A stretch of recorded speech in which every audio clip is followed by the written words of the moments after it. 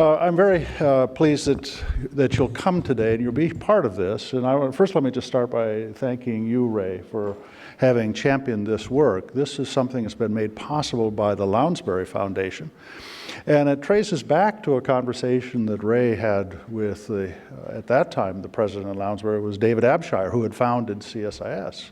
David had this remarkable genius of being able to anticipate big questions that were going to be on the table. And this was one where he said, this world is changing so radically, so dramatically, so quickly, technically, and so how do we, the military establishment, stay in front of that, and how can we take advantage of this motion?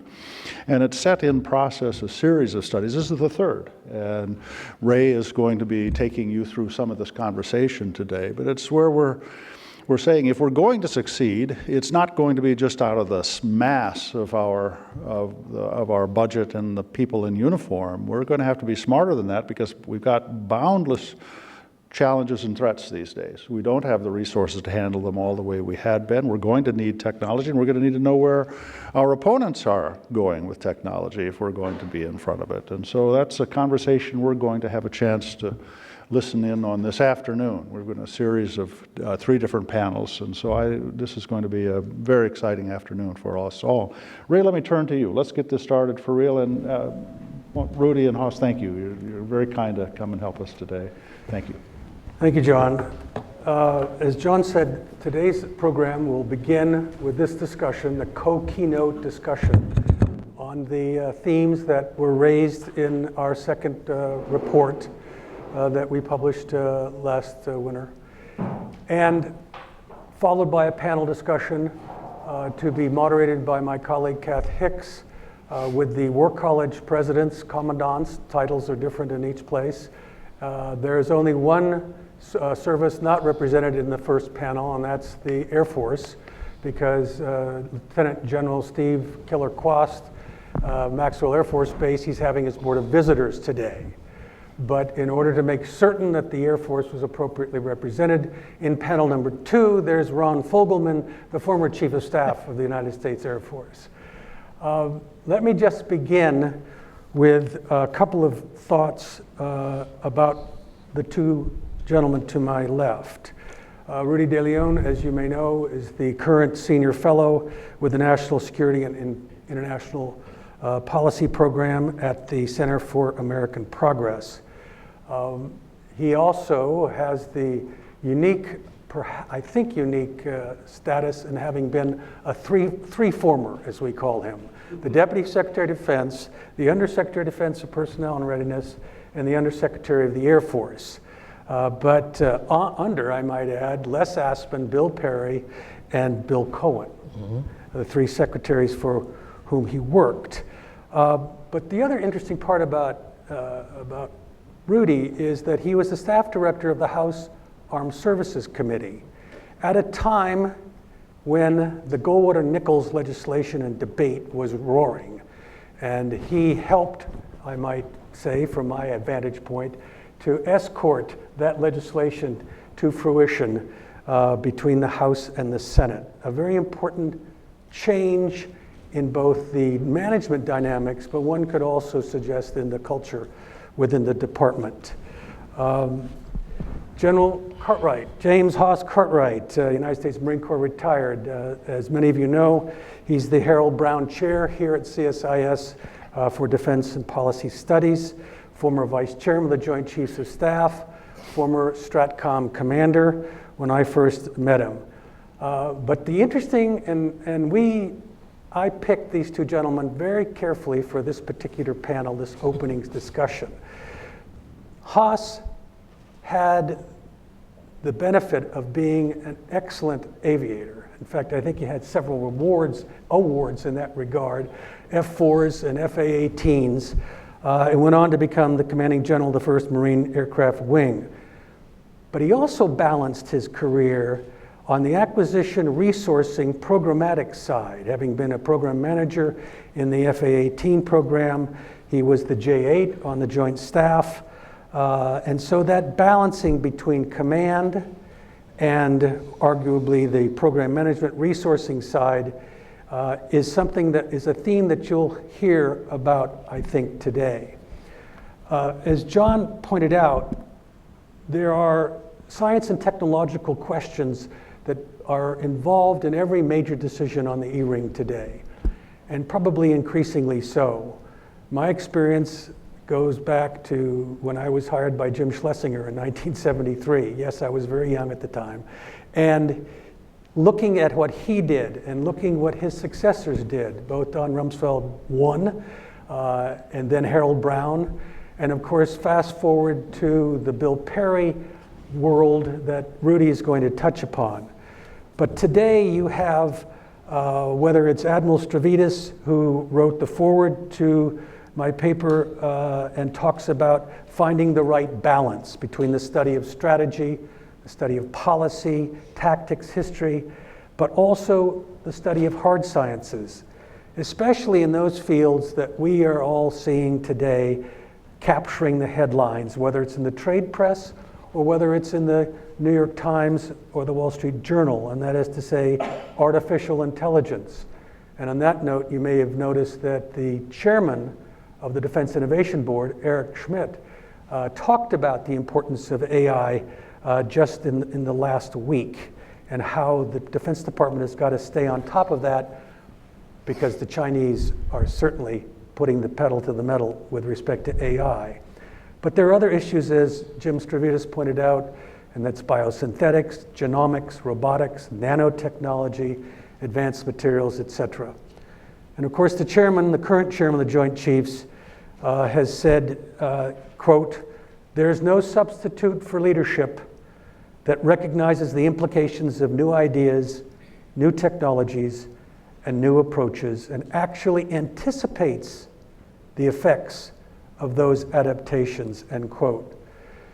So, as I said, the balance that we as leaders, both uniform and civilian, the development of the young men and women who are coming back from multiple deployments, giving them opportunities to advance their education, be it at the war colleges or at the Tier 1 graduate programs around the country, is an issue.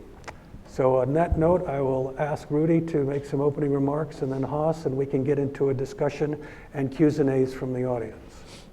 Well, thank you, Ray, and thank you for the opportunity to be here. And General Haas Cartwright, it's always good to be with you, and I'll learn something new today just sitting next to you. And Ray, those are very, very good reports, and they're also easy to digest. You know, having been around town for 45 years, the report that you can read and spend, if you've got 15 minutes, you can get 15 minutes of value, and if you've got 30 minutes, you can get 30 minutes of value. You know, the report is accessible, the ideas are there, and you know, a perfect document for this era of change. You know, after 70 years of American leadership and you know, an international system based on logic and rules, it's clear the next 70 years are going to be much, much different. And yet the anchor for all of this will, of course, be the United States and its leadership, and in particular the armed forces of the United States. I'd be remiss if I didn't acknowledge my longtime friend John Hamre. He and I started on the Hill about the same time. In those days, it was the challenge for Les Aspin and Senator Nunn as well, was how to get the big Reagan budgets through a Democratic Congress. And it was a very challenging time, but in those days, John Hamre's favorite thing to hear was the House recedes to the Senate with language. Also, you know, we're talking today about technology and U.S. national security strategy. I want to acknowledge retired Air Force General Ron Fogelman. We're going to be talking about how to mix new ideas into a system that can be cumbersome and difficult to change. But I remember early in my tenure working with him, he was chief, I was undersecretary, to strike at the core of this issue of innovation. He told me, he said, "Rudy, there's this Colonel Promotable down in San Antonio, and he's got this theory on all of the change that's coming, and you need to go see him. And true, he had a theory as the world was still 5 years away from changing from analog to digital. Then Colonel Promotable Mike Hayden had a whole theory of the case. And part of the responsibility of chiefs of staff or undersecretaries is to make sure that the people who see what's coming next have the opportunity to get into the queue to the jobs that are going to be so critical. So as we talk about the policy questions that you raise and about how we better train the next generation in terms of the use of the technology, Ron Fogelman looking out for one of his bright stars and making sure that he gets in the eyesight of the Secretary of Defense, who can be so pivotal and along the way. I also have to acknowledge person over here, Kim Wincup. He's going to be on the third panel. He was also very much involved in the implementation of Packard, to the point that my nickname for him for these many years has been the Czar. Because as you recall, Packard wanted an acquisition czar, and so I felt that the only czar we were going to get was Kim at the Armed Services Committee. He has the capacity to be both the head of Army personnel and Air Force acquisition, probably two worlds that are as different from each other as you could possibly have, and to be very successful. If you ever find yourself in the former Soviet Union desperate to get into a non-Russian restaurant, he has an excellent way of negotiating his input with maitre d's. Aspen took the committee to Moscow in '89. The wall would be coming down in 2 months, and it was a blistering system, and the food was very consistent with where the regime was headed. But there was a restaurant that served Japanese noodles, and so after 2 weeks in the Soviet Union, that looked like the full entree of steak and lobster at the Palm. And so, but in the Soviet system, they only had one seating per night, and probably 10 tables. So Kim found a way, and so he is resilient, and he has had many successes. But talk about mentoring. The mentoring that Kim Wincup helped me have was truly important. Now, science, technology, and strategy, Ray, as you outline in the two reports. The common experience of the world today, it links a young person in Shanghai with a chain smoker in front of the souk, with a hipster in Soho, our earbuds, and some kind of personal information technology. The latest Twitter message reaches more people faster than any morning headline in the Washington Post or the New York Times. And so this is the reality of the new era. At the same time, for the last 40 years, our success on the national security side, in part, trained, capable people would be number one, but we've been living off of the procurements of the Reagan military buildup of the 1980s. And now we are at one of those transitions where we really have to look at what comes next for the force, because many of those systems, which we all know, we're not nearing their life, but we know that what is coming next will be fundamentally different, and we'll have to change. It was the volume of equipment, it was procurement dominated this system, going to full rate production. And as John Hamre convened us last year to look at sort of the lessons learned of Goldwater Nichols, one of the things, and from our discussions, he gave testimony to the Senate Armed Services Committee. But to look at the success of the Reagan budget, you have to begin with Bill Perry, who was the Director of Defense Research and Engineering under Jimmy Carter. And you have to look at Bill Perry's boss at the time, Harold Brown, who had come from the California Institute of Technology as president, and who had also been the DD-R&E under JFK as we really unleashed perhaps the greatest period of R&D investment during the 1960s, going both into NASA and in the Pentagon. Bill Perry, as he came in to be DDR&E, had come from, in those days, we just simply referred to that road on the backside of Stanford University as Sand Hill Road. But what we know it today is Silicon Valley. And so this was the beginning of the infusion of information with platforms. Now, one last thing on the Reagan buildup. Today, in terms of real budget terms, buying power, we're spending as much as Reagan spent in the 80s, and that echoed through the 90s and since. But if we looked at the budgets, today's budgets are really dominated by O&M and operational spending, more on personnel than during the Reagan buildup. But it's really the continuous tempo of ongoing military operations that have been driving the budgets of George W. Bush, Barack Obama, and President Trump. And so in that, figuring out not simply how to look at readiness as we create it for this week or next month, but instead what will constitute military effectiveness and readiness in 10 years and in 20 years with different threats. I think that's the challenge, and I think, Ray, your reports start to offer us up a pathway forward.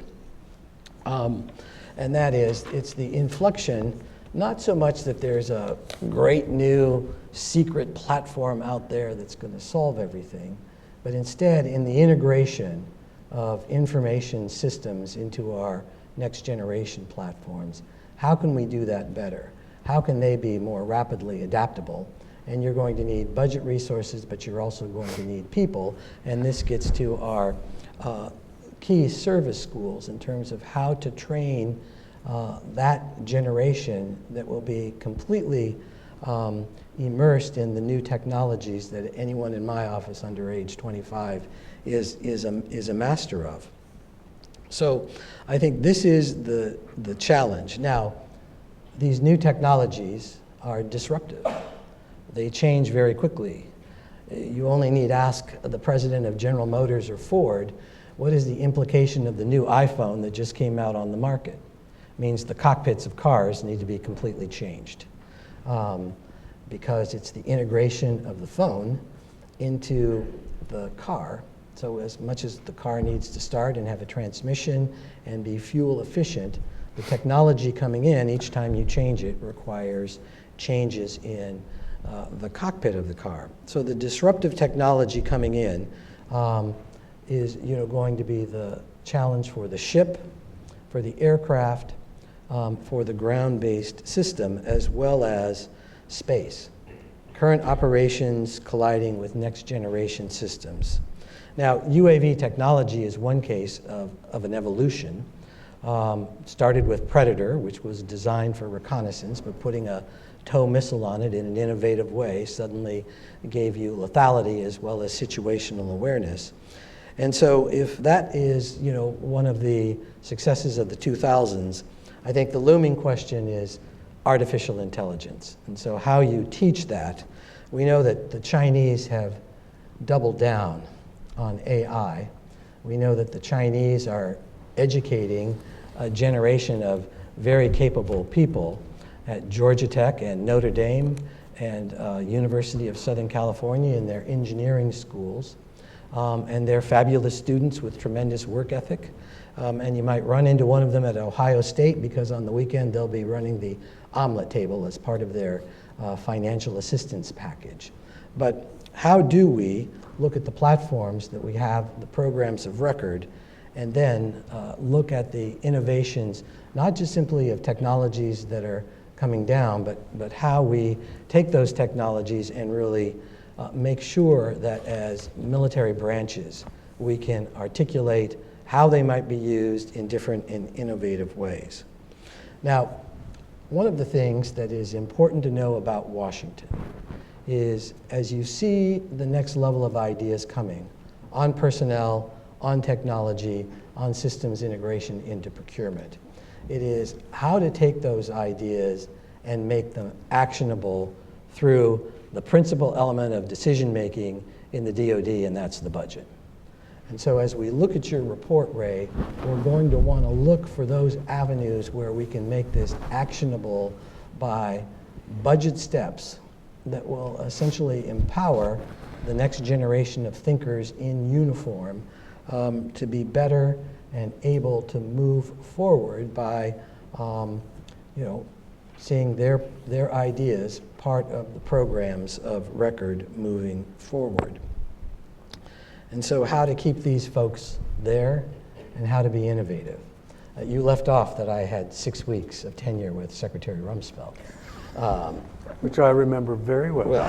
And so, Thank you very much for staying. And so, one of the things Secretary Rumsfeld did on the innovation side was he said, we shouldn't always go with the status quo in terms of thinking. And so he said, it's time for a Marine to run Stratcom. And so, because he wanted someone to come in and think differently about it. An innovator. And someone who would look at it and say, I understand why you did it, but have you thought about doing it a different way? And so that was Haas Cartwright, who came in and had a very distinguished tenure at Stratcom. And to follow that up, in an earlier tenure, Tom Mormon and I had done a town meeting at Houston with the Air Force NASA astronauts. And it was a phenomenal experience because they all had crew neck t-shirts. Remember that Air Force, you had to wear a V-neck t-shirt with the uniform, and every Air Force astronaut at Houston had a crew neck t-shirt on.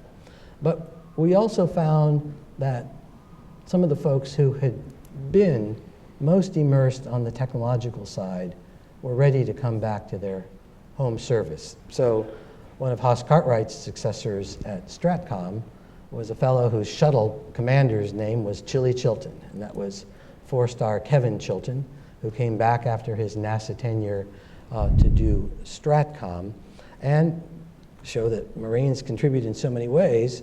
Another one of Haas Cartwright's peers in the Marine Corps was Charles Bolton, who had been the 3-star out in Asia Pacific in Japan, U.S. Force Japan. And so he came back to the building and ended up as the administrator of NASA because they were immersed in technology and they were immersed in terms of stepping between these two worlds. So Ray, I think your report is a great, the two reports together in terms of how do we move forward and make sure that at the table is the constituency that is completely immersed in this era of change that we're in the middle of. We're in the middle of it in terms of our politics. We're in the middle of it in terms of our business practices.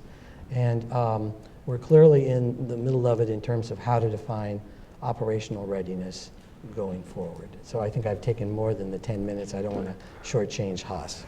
Well, I think Haas, he's given you a perfect setup. I must say, for both of these gentlemen, I had the pleasure of working with them, and I apologize. Rudy said to us when we came in 2001 January, I asked him, Secretary Rumsfeld asked him if he would stay on because, and we can see this happening today, there would be a long time before the next level of PAS appointments get confirmed. And Rudy was superb in that transition, and it should be a model for all transitions. So thank you. Thank you, Ray. Haas? Thank you. I was trying to figure out, okay, what are you going to say in some situation like this? I know there's at least, all the way from grade school through college, people rolling over in their grave right now thinking that I'm going to talk about education. So, if I don't drag my knuckles across the table here. So, to me, there's kind of 2 or 3 things here that are really important and that kind of define the need. For the services, for our manpower side, for the capabilities and capacities that we have today and intend to have as we go to the future. And the first one really has to do with education. And the thing that always kind of struck me, I worked as the vice, with the J7 side of the equation and the schools and whatnot. But I was struck by a report that had come across my desk from Department of Education. And basically, the finding on a study there was that of a 4-year college degree, it was only 2 years before what you learned in those first 2 years were OBE by technology. So the idea that in a 30-year career in the military, that going to a school for 7 or 8 months once every, well, 3 times in a career, so once every 10 years, was going to be enough to keep us vibrant, knowledgeable, et cetera, is a huge challenge. And that the key in the finding was that, and you can kind of see it going in that direction for that period, was that we were moving towards Moore's Law. And so the turnover was going to only accelerate and get to a point very quickly in the services where the time in school was longer than the obsolescence period of the knowledge you were gaining. And that's really important, and it's a difficult thing to deal with because you want to give certainly our senior leadership as much opportunity as possible to do something that is totally asymmetric to the way we start in the services. We start as specialists. We end up as generalists. There's no school for a generalist. You know, you have to pick that up on your own to a very large extent. If this study were a standard study, it would come out and say, make this a career track, give it an MOS, make it report to the most senior person you can imagine, and then study it again. But that's not where we ended up. You know, what's really important is to try to understand how do you put the experiences, not only of a standard career, because quite frankly there are very few of those, but of career patterns and experiences, and bring those together, understand them, and then to the extent that you have people who can put the dots together on various problems, demonstrate skills along those lines, make sure that the services, their own services, et cetera, don't kill them before they become senior enough to do something for you. And it's it's tough. You're really kind of playing blind man's bluff on this. I thought what I would try to do here is step through a couple of things and put this in perspective, because to some people, the measure of merit here is, affordability. To some people it is the novelty, the leverage, et cetera. Others it is the operational side of the equation, et cetera. For me, through my career, it has always been on the operational side. Science for science sake is for scientists, okay? And while I really enjoy that, it's not the heart of the job. And there are a lot of specialists out there that you want to be able to call and pull on. And there are a lot of PhD level brilliant minds in the services that are off doing things, and those are the things they ought to be doing. But the question is, how do you pull the pieces together? How do you set a reference line of understanding such that what they're doing is discoverable, usable, implementable, et cetera? And then how do you build a system that understands how to do that from the battlefield all the way in? And so what I'd like to do is take an example, a set of examples here, and walk my way through and accept the fact that I'm going to talk about need for innovation as a result of failure in fighting, in battle, okay? Now you can say it's total failure. No, that's not what I'm worried about. But it is when you come into the briefing room in the morning and you say, okay, what went right and what went wrong?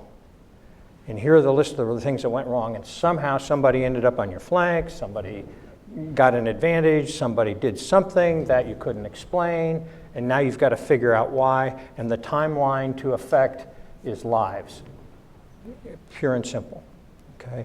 And we generally start in that construct with the individuals. That's our first line of defense. The wonderful people that we go out, we recruit and we train, whether they be officers or whether they be enlisted, and tactics, techniques, and procedures, adjusting them to the realities of the world. The faster you can do that, the more lives you save. It is the one thing that we have always kind of fallen back on and always been good at. Okay. But tactics, techniques, and procedures is your first line of defense for addressing the unknown and why something's not going the way it should go for you. The second area, quite frankly, is to repurpose things that you already have. Whatever's in your rucksack, whatever's in your cockpit, whatever's in the skill and capability that you bring to the battlefield, how can it be used differently? How can you employ it differently? What does it take? How quickly can you adjust? And in this case, quite frankly, the 10% solution is great. Okay, as long as it's fast and as long as you see the vector going in the positive direction, that's where you want to be. The people that certainly I relied on the most for these two areas of TTP and repurposing were the operational research guys. And quite frankly, my fear and what I discovered in the most recent conflicts was that the services had pretty much eviscerated that capability to a large extent. It was mostly resident in the Army, but quite frankly, the leadership was scared to death of it. They did not want to hear what was actually being found, what the statistical data, the objective data was telling us on the battlefield. I'd rather go with what was in my gut. That's a cultural thing that you're going to always have to fight against. If you don't understand it, if you don't understand how that's going to play, it becomes very difficult to take advantage of it. But the operational, the ORSAs, as we call them, research guys, were absolutely essential to helping us figure out particularly tactics and techniques and how to do those types of things. And the two examples I use, one is the IED fight. Okay, we were in complete denial that was really a problem. And then we went from complete denial to horror. And there was a whole bunch of what do we do, how do we explain it, how do we tell people to avoid it, what do we need to do? Again, the operational research side of the equation at least started to put some statistics to it, what worked, what didn't work, what vehicles survived, what tactics on the battlefield in the morning patrols looked like, which ones worked, which ones didn't. The other area, which was a new technology area that was critical here, was full motion video. And when we started with full motion video, it was like a bumper game. People were they would spend about 10 seconds, 2 seconds looking at something, then they'd move to the next scene, then they'd move to the next scene, etc. Send the operational research guys out, and they come back and they basically said, okay, here's what's wrong with what we're doing. It takes your brain 30 seconds to really register what's happening in a scene.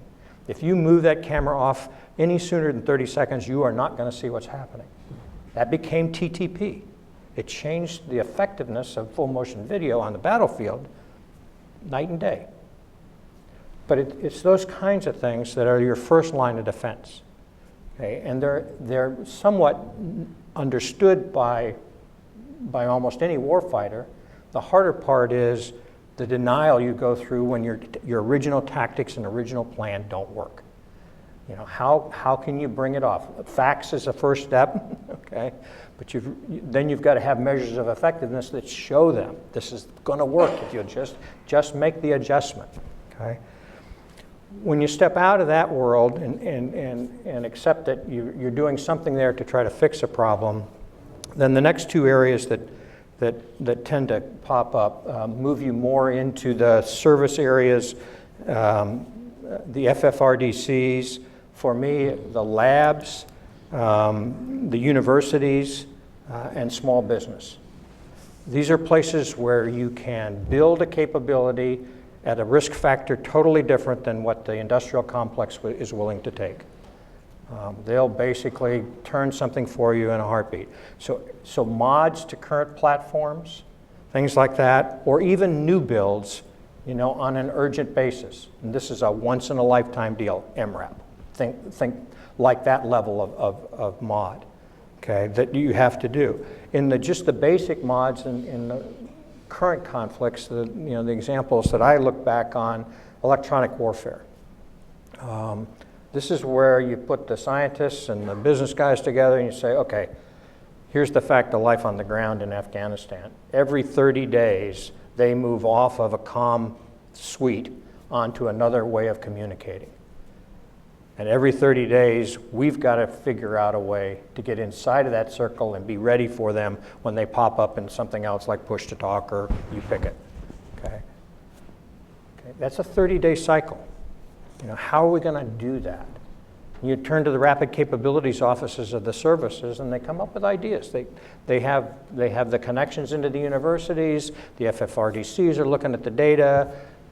You can turn very, very quickly, but knowing that that's where you're going to turn to, knowing that those institutions exist, knowing how to get into them and get them turned on and focused on the problem is the part that you have to spend some time working in those areas. If you haven't, you're probably, again, just kind of hoping that somebody will come to your rescue and walk through your door and say, I got the solution for your problem. The tough part is almost everybody walks through the door with that answer. 99% of the time, it's not the answer that you need. It's heading in the wrong direction. But the service rapid capabilities offices are essential in that area, in getting you beyond tactics, techniques, and procedures and into this kind of capability. But understanding and getting some sort of insight before you go to the battlefield, what these things are, where they're located, how you reach out to them, how you can talk to them, whether you're the battlefield commander, whether you're the staff officer, et cetera, is part and parcel to education activity that we don't get today. This is also about where you start to turn to the service syscoms. And the reason that you're doing that is if you're successful, if you have figured out what's really going to work out there, if it survives the first attack, if it has the data necessary to say, yeah, this is something we're going to have to do, and it's going to have to be a new build, and we're going to have to do it at scale and populate an entire service, the syscoms are where you've got to go. And they are a monster and an amoeba, and you push on them in one place and you might get what you want, et cetera. If you haven't spent some time trying to understand what their charter is, how you get into them, who you talk to, those pieces, again, you're really stumbling in the blind and adding time to solutions that are needed right away. When you have a problem that particularly in persistent and long-term conflicts, and much of where we feel like we are today, where an offset strategy is necessary. What are the cues? How do you know? What do you look at? How do you start to think about that? Institutions that are built on process, and believe me, DoD is built on process, increment and innovate in an incremental way, pure and simple. They'll give you the next best. They'll make the airplane jump higher, fly farther, do whatever it is, okay? But it will do, inside of the reference architecture, exactly what aircraft are supposed to do, okay? The same exists, for almost all of the ilities that exist in DoD, okay? So if you have to change that reference architecture and do business a completely different way, then you're now into an offset strategy, okay? From the time you step into the problem of having to do a new build till getting to offset strategy, every increment in between there requires more and more top leadership because the institution will not do that. The institution would rather fail than change most of the time. Okay? So the senior leaders become kind of the critical cog. And that's difficult. I mean, that's our ethos. That's the way we do business. We don't like to say it, but the institution would rather fail than change in many cases. And how do you start to think your way through that? How do you start to help get through that? And a couple of areas, and again, this is part of the requirement to be a generalist, but one of the most poignant issues that we took on in Iraq and Afghanistan where the institution was having a difficult time. I mean, there were 3 or 4 of them in particular. There was certainly the IED fight. There was certainly, in that IED fight, how do you handle the injuries? And so you looked at that. There was the innovation and the introduction of several technologies like full motion video, things that unmanned aircraft, et cetera, that the institution was having an extremely difficult time getting their arms around. In the medical side of the equation, I think is probably one of the most significant. Going into the conflict, the best we had ever done with triage, which the military put together in the Civil War, and it basically had persisted until we got to Iraq, the best you could do on a battlefield in triage was about a 60% survivability rate. And we didn't get to that until the first Iraq conflict, okay? That's, as much as I love the TV show, that's the MASH units, et cetera. The idea that if I put doctors on the battlefield, I'll instantaneously be able to match the wound with the doctor qualified to treat it. Maybe 20% of the time, at best, okay? So the Hour to Live program, which basically took people off of the battlefield, characterized them, moved them in a way that got them to the right kinds of doctors as quickly as possible, stabilized them, and basically took advantage of telemedicine and all the other things, and joint medicine, going to a specific place that is used to handling that kind of a person, stabilizing them, moving them to the burn centers in San Antonio or places like Mass General for specific kinds of treatment. All of that work was so culturally difficult, and yet we relieved a couple of people when we fell below 95% survivability. That's the difference that it made. 66 to 90, 95. And we generally stayed between 97 and 98. If we got to you, you were going to live. That's a game changer. But the cultural part was the most difficult part here. Okay, it's not the way we do it. Okay, it's very tough. That's the challenge for a senior leader.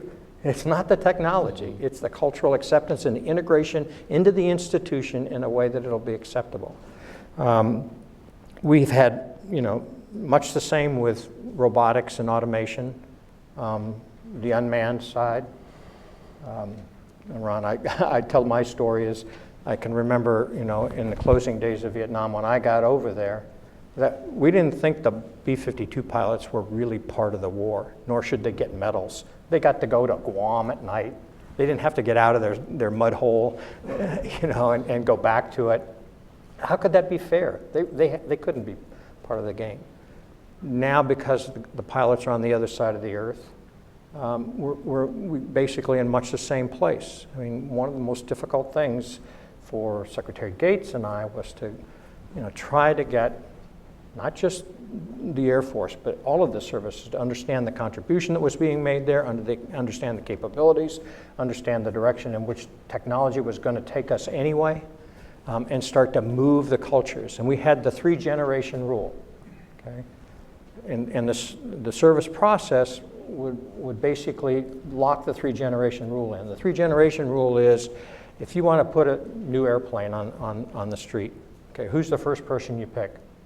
The guy who's been around and flown the oldest airplane the longest. So what's the likelihood that that individual is going to be able to step into something completely different and fly it completely different? Almost zero. So in the Navy side of the equation, it took us 3 generations, the generation that we started building it in, the generation that we did developmental work in, and then the generation well into deployment of it.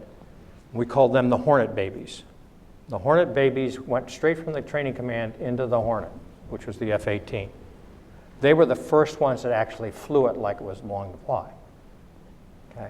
And you pick your introduction, that's generally what we're going to go through, is 3 generations of activity. And it's too long. It's too long. I mean, Moore's Law is at the 18-month. The competition is turning way inside of us on that kind of stuff. And so part of what the education process has got to do is to start to equip senior leaders in the skills necessary to do cultural change and to make change something that you embrace and adapt to. Much harder. That's the key. Much harder if it's not in a war. We'll do almost anything if we're basically doing it to save lives. Much more difficult, if you're not in a conflict. And so that's the last piece I leave you with, is that That's the hard part. That's the really hard part. First, understanding, general awareness, education number one. It can't stop. It has to be lifelong. As soon as you stop learning and put the t-shirt on of I've been there, you're irrelevant. The hard part about that is you're the last one to know. Those are the keys. I mean, it's just, you can't substitute anything for that. Yeah, the themes that we're seeing, and we're going to have some time for the audience to pose questions. Cultural change in any organization is difficult. An organization the size, scope, scale, complexity of the Department of Defense makes it that much more difficult. The issue of leadership, and the three of us have talked about this separately from today. Must it come from the top? Yes. But to what extent do we also instill this cultural shift in the 03, 04 officer level through the war colleges and other educational and experiential responsibilities?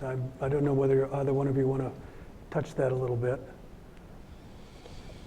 You know, I'm listening to Haas Cartwright on the medical piece, which really was a complete change in how you do things in the battlefield.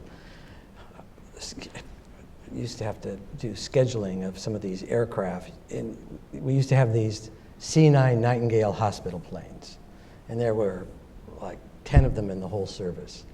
Well, if you modified a C-17 so that it could do cargo going one way and medevac going the other way, suddenly you have a way, when you do the triage, to get them within 3 hours to the top flight hospital in Germany rather than some kind of battlefield medicine that you've constructed.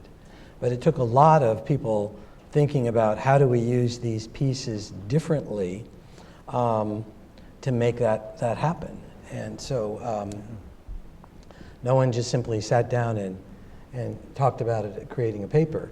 What will be very interesting is our next panel, to listen to how the senior leaders of our most distinguished military service schools actually teach dealing with change, dealing with innovation, and then having long-lasting impact in terms of how we do our business. So, Right. My sense, another vector on this is that, particularly at the 03 the captain level and up, is that senior leaders and their ability to mentor becomes critical. And in that mentoring, the ability to recognize, okay, this individual probably could do something in this area. I want to keep he or her, you know, in the pipeline operationally so they can survive and make it to a level where they can start to actually contribute. But I also want to start to, you know, making sure that they hit some non-standard roadmaps or road marks.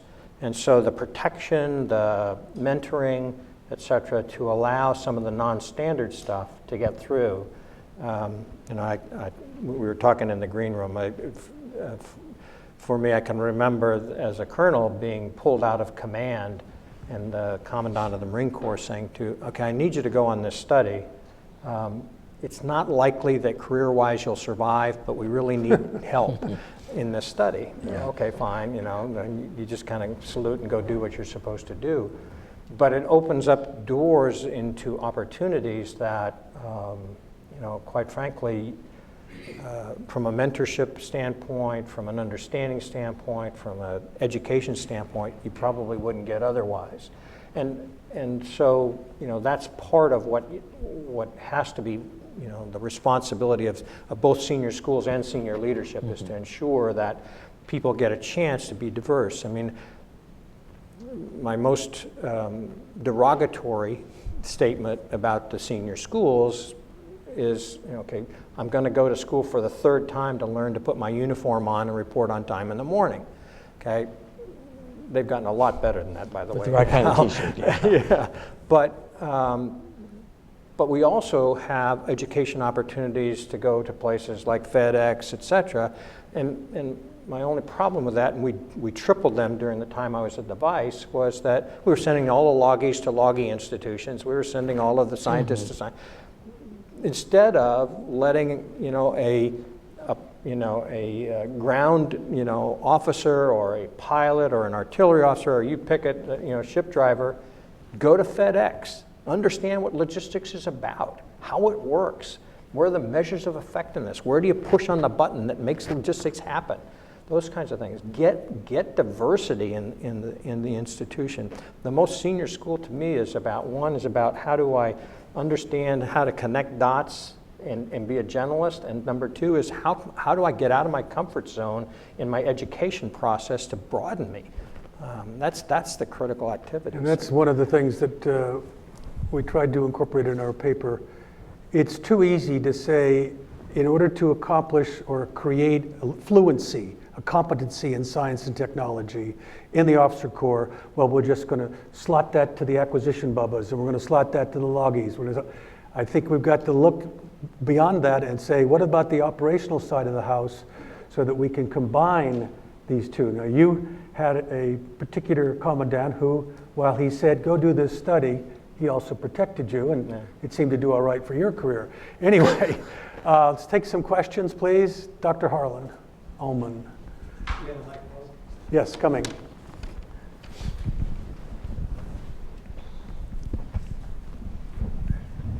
Ray gave me an ukaz to ask a question and not make a statement. My question really stems from Churchill's adage that now that we've run out of money, we got to use our brains. And what you're both saying is that we need to change dramatically, if not revolutionary way, our whole educational system. Let me give you two examples from top to bottom. Our service academies graduate second lieutenants and ensigns with bachelor's degrees. We don't graduate naval officers, Marine officers, Air Force officers, or Army officers. And at the most senior level, I think we do a really bad job of preparing officers at flag rank. When you went, Jim, to Strategic Command and then to be vice chairman, you had virtually no time to prepare. I was on the SACUR Advisory Board from 2004 to last year, and every SACUR from Jim Jones to Phil Breedlove had no real opportunity except what they could do on the side, which seems to me to be a travesty. So my question is, how do we really change the whole educational process? Because the arguments you're making are that we're in a 21st century world with a 20th century system, and really make that stick. I have an answer. Hold one, Mitzi. Let Mitzi put the second question All right. on the table, and then we'll... Okay. Gabe? I'm Mitzi Worth. I'm with the Naval Postgraduate School. 40 years ago, I came to the Defense Department with a degree in social anthropology, and everybody said, why do we need that? I think you need to accept from Apple the thing that I think is crucial to them, and is their mantra, if you don't know, ask. And if you set up the culture where people were allowed to ask questions when they didn't understand what was being said, boy, would you save a lot of time. And I'm struck by, unless, I was talking to Ash Carter on Friday, and I mentioned this to him. He said, why didn't you bring that to me when I was secretary? I said, I never thought I could get through your palace guard. But think about it. Think about all the meetings you went to when you were younger and you didn't understand what was being said, and you walked out having wasted that time because the culture doesn't permit it. So the senior leadership has to say, we're going to change. The important thing is, if you don't know, ask. And by God, that certainly has served Apple Computer well. Thanks, Mitzi. All right, well, third question. Go ahead. Secretary Apgar. Sandy Apgar, CSIS. Isn't one of the lessons from the millennial generation, particularly in the private sector, that change is bottom-up, that it is generated when the individuals and the culture are independent, they're objective, they're free, relatively open. But I hear in your statements that leadership, top-down, is the genesis of the change. And the only other reference point I have with a son-in-law who was in Iraq twice is that change on the battlefield tended to come bottom up because communication was horizontal, lateral, and not vertical. Therefore, from those few reference points, what's the role of the educational system writ large in both encouraging the individuals at the junior level to break those bonds, both culturally and even organizationally, and at the middle level to somehow cross rough from disciplines and MOSs and so forth? Yeah. So we've got three questions, all related. And whether it's a top-down issue, bottom-up issue, how, as Harlan says, can we adjust, change the educational dynamic, the cultural dynamic within the department, both with respect to junior field grade officers, but also senior officers, someone who's been selected for 07 and 08. I'll leave it at that. And then, of course, Mitzi's comment about there's no such thing as the dumb question. No. So to Sandy's point first, I mean, it's not that we're talking about top down, but the top has to get it. And the top has to empower the people down the chain of command who get it, who see the change coming. This is Mike Hayden as the officer coming up, analog to digital. All these things are going to change. So I think the leaders at the top have to empower in ways that, you know, Harold Brown knew as much about technology as any of his subordinates, but how to use it and how to think about things differently and to get the trade-off so that you're getting 80% rather than holding out for 100% and not being able to field anything. So that's what the leaders have. They have to lead, but they have to empower in ways that completely changing the way we think about an injury in the battlefield. That's one. Two, speed is an issue here because the world of Apple is speed and the world of the Pentagon is accountability. And so we've got to figure out, you know, how to immerse in the ideas so that we can figure out how to inject those into the battlefield programs that are moving forward. Because, again, Twitter moves instantaneously, and the Washington Post is now online continuously, but you try to get talking points out of the DoD, and by the time every lawyer has looked at it, you're into a 2-week cycle. So speed is a factor in the ability to innovate by our adversaries who are not trying to replicate. You know, 91 Gulf War, tremendous validation of the Reagan buildup. What did the Chinese learn from the 91 Gulf War? Anti-access. We can't match them with all of those specific pieces, so we're going to deny them their advantage and look for ways to defeat that. It's a way of thinking as much as it is a way of learning. And to Harlan's point, you know, we can't see exactly 20 years into the future. And we know that quality is important, but we also know that the beauty of the F-18 and the F-16 was that the quantity allowed you to be multiple places simultaneously. So factoring all of these pieces in, it seems as though we're going to have the higher op tempo. That's something I don't know that Goldwater Nichols ever anticipated when they were giving the service sinks or the combatant sinks their own budgeting authority. No one's going to want to call in and say everything is fine in my region, and so the higher op tempo, but that gives you a chance, particularly as we try to build capacity with our partners now. Some of the things the F-35 procurements are doing with some of our allies in terms of network-centric are truly astonishing, ways that we haven't even thought about that. I think your point is correct. The difference here, you find a risk calculus in the younger generation that will embrace something and believe that they can both advantage themselves by doing it and leverage it and move much more readily than you do in the more senior generations, okay? The difficult part here is that leadership has to set the conditions in order for the process to allow them to do that, and that's kind of step one. And oftentimes when you talk about flattening an organization, Apple, you pick it, you have to accept the fact that you're going to kill off a generation, and that's your middle management. And that's the ones that are the most threatened by innovation and change and speed of change. It's not the young guys, it's not the old guys, it's the middle management side. And so how do you bring middle management along? How do you convince them that the t-shirt of the last war is not the t-shirt that you need now, and I need to give you the tools in order to get the new t-shirt? And you're not going to be any more advantaged than the young people working for you at doing that. And that's the difficult part.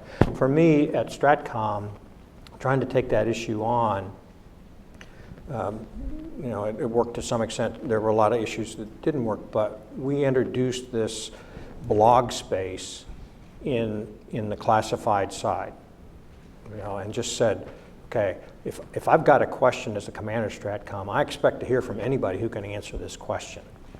Okay. A. B, if you've got an idea, I expect you to put it on there. The hard part culturally was middle management, because for the young guys at the command, they could be killed by middle management.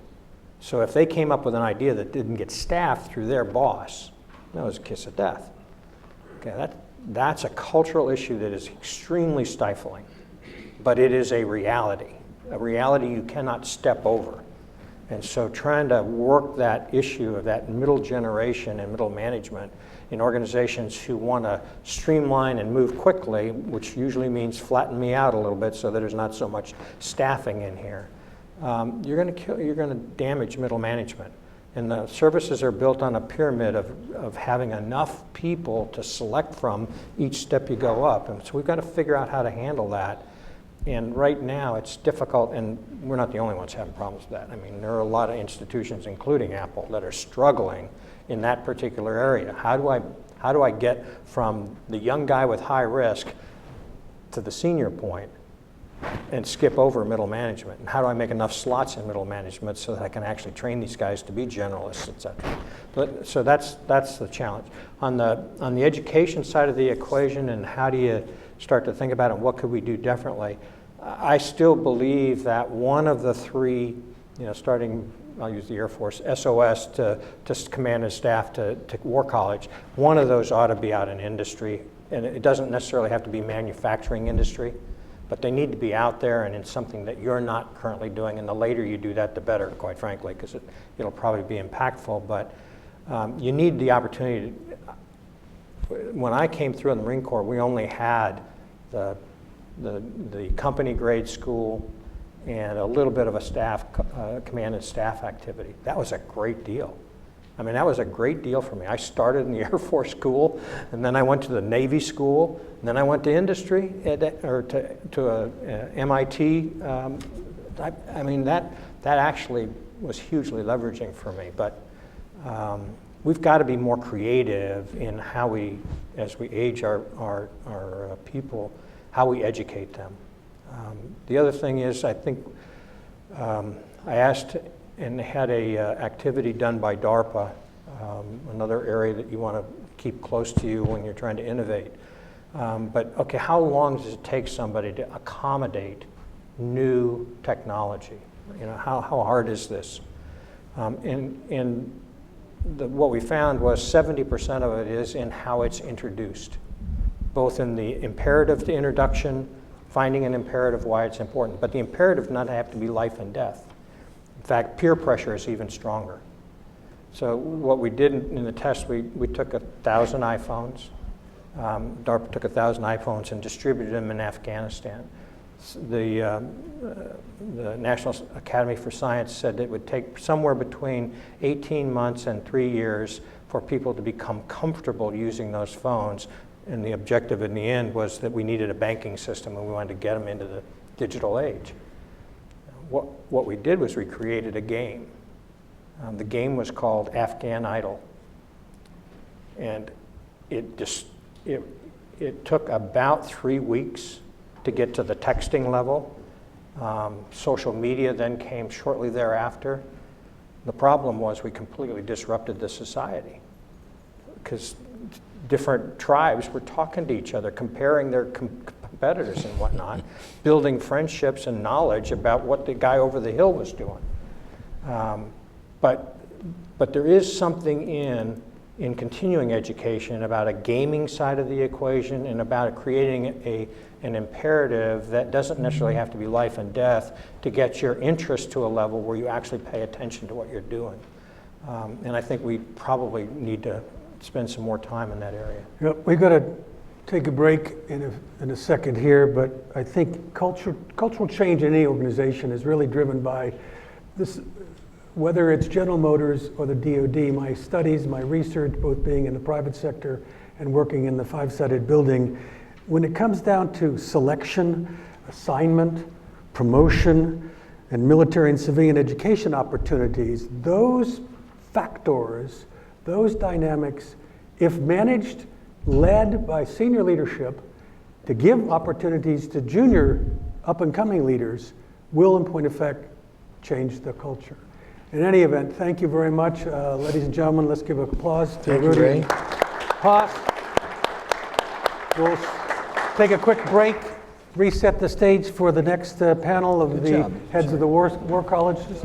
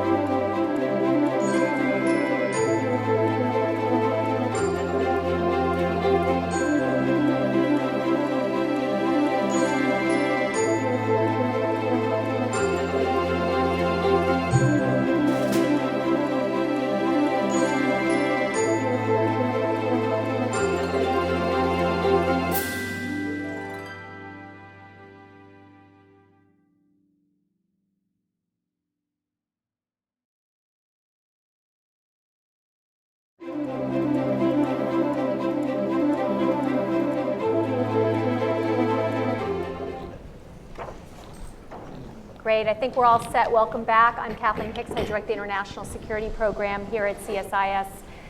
What we thought we would do in this panel is really focus in on professional military education and how STEM and S&T are intersecting or not, where the challenges are, where the opportunities lie. And we couldn't have a more distinguished and really thoughtful panel with us today. I'm going to introduce them each, and then we'll have a little bit of a conversation here on stage, and then of course we'll open it up to those of you in the audience for a broader dialogue. So starting to my right, I have Vice Admiral Fred Rogie. He is a career submariner who is currently serving as the 16th president of the National Defense University. He previously commanded the USS Connecticut and served as Commodore of Submarine Squadron 22, and he's also served as the Deputy Commander, Joint Functional Component Command for Global Strike at U.S. Strategic Command. He also served concurrently prior to that as Commander Submarine Group 8, Commander Submarines Allied Naval Forces South, Deputy Commander U.S. 6th Fleet, and Director of Operations and Intelligence, U.S. Naval Forces Europe, Africa. Hopefully you did not have 5 different bosses during that time, but 5 different jobs is hard enough. To my immediate left is Rear Admiral Jeff Harley, U.S. Navy. He's the 56th president of the U.S. Navy War College. A career surface warfare officer, he has served as the commander of Destroyer Squadron 9, completed 7 deployments in the Western Pacific, Indian Ocean, Mediterranean Sea, and Arabian Gulf. He has also served previously as Vice Director of Strategy Plans and Policy at U.S. Central Command, and most recently as Assistant Deputy Chief of Naval Operations Plans and Strategy, so strategist. To his left, we have Major General John Kem, who is a graduate of the U.S. Military Academy and currently serving as the 51st Commandant of the U.S. Army War College. His previous command assignments include Commanding General, United States Army Corps of Engineers, Engineer Northwest Division in Portland, and the Europe District North Atlantic Division, U.S. Army Corps of Engineers. He most recently served as the first provost of the Army University and deputy commandant of the Command and General Staff College. I'm not sure why the Navy stuff flew off my tongue as opposed to the Army. I apologize for that. It was not meant to be a bias. All the way at the end is Brigadier General William Bowers, who is currently serving as the president of the Marine Corps University. He served as a plan team leader for Multinational Force Iraq and as the Strategy Concepts Branch Chief on the Joint Staff. He also commanded the 6th Marine Corps District at Marine Corps Recruit Depot, Parris Island, and most recently served as the military assistant to the 33rd and 34th Assistant Commandants of the Marine Corps. So we have the heads of all of the major professional military education capstone institutions. What a great opportunity. We could talk about many things with all of you here, but what we would like to focus your time on, and I'll start with you, Admiral, is giving us a little sense of whether you think, in fact, we have a professional military education challenge here with regard to science and technology issues, and if so, how well you think the professional military education system is coping with that challenge. Well, thank you, Dr. Hicks, and of course I'd like to thank CSIS for the opportunity to participate in the panel today, and of course thank my fellow panel members. So I think it would be naive to presume that there's not an opportunity here as well a need or an imperative to do more and do better. At the National Defense University, I'm satisfied that we do have science and technology incorporated into the curriculum as foundational elements for all students, as well as some very more focused areas, in particular unique to the mission of a couple of our colleges that are attempting to get at that. But I'm also equally confident there's always more that can be done, and as I said, that probably needs to be done.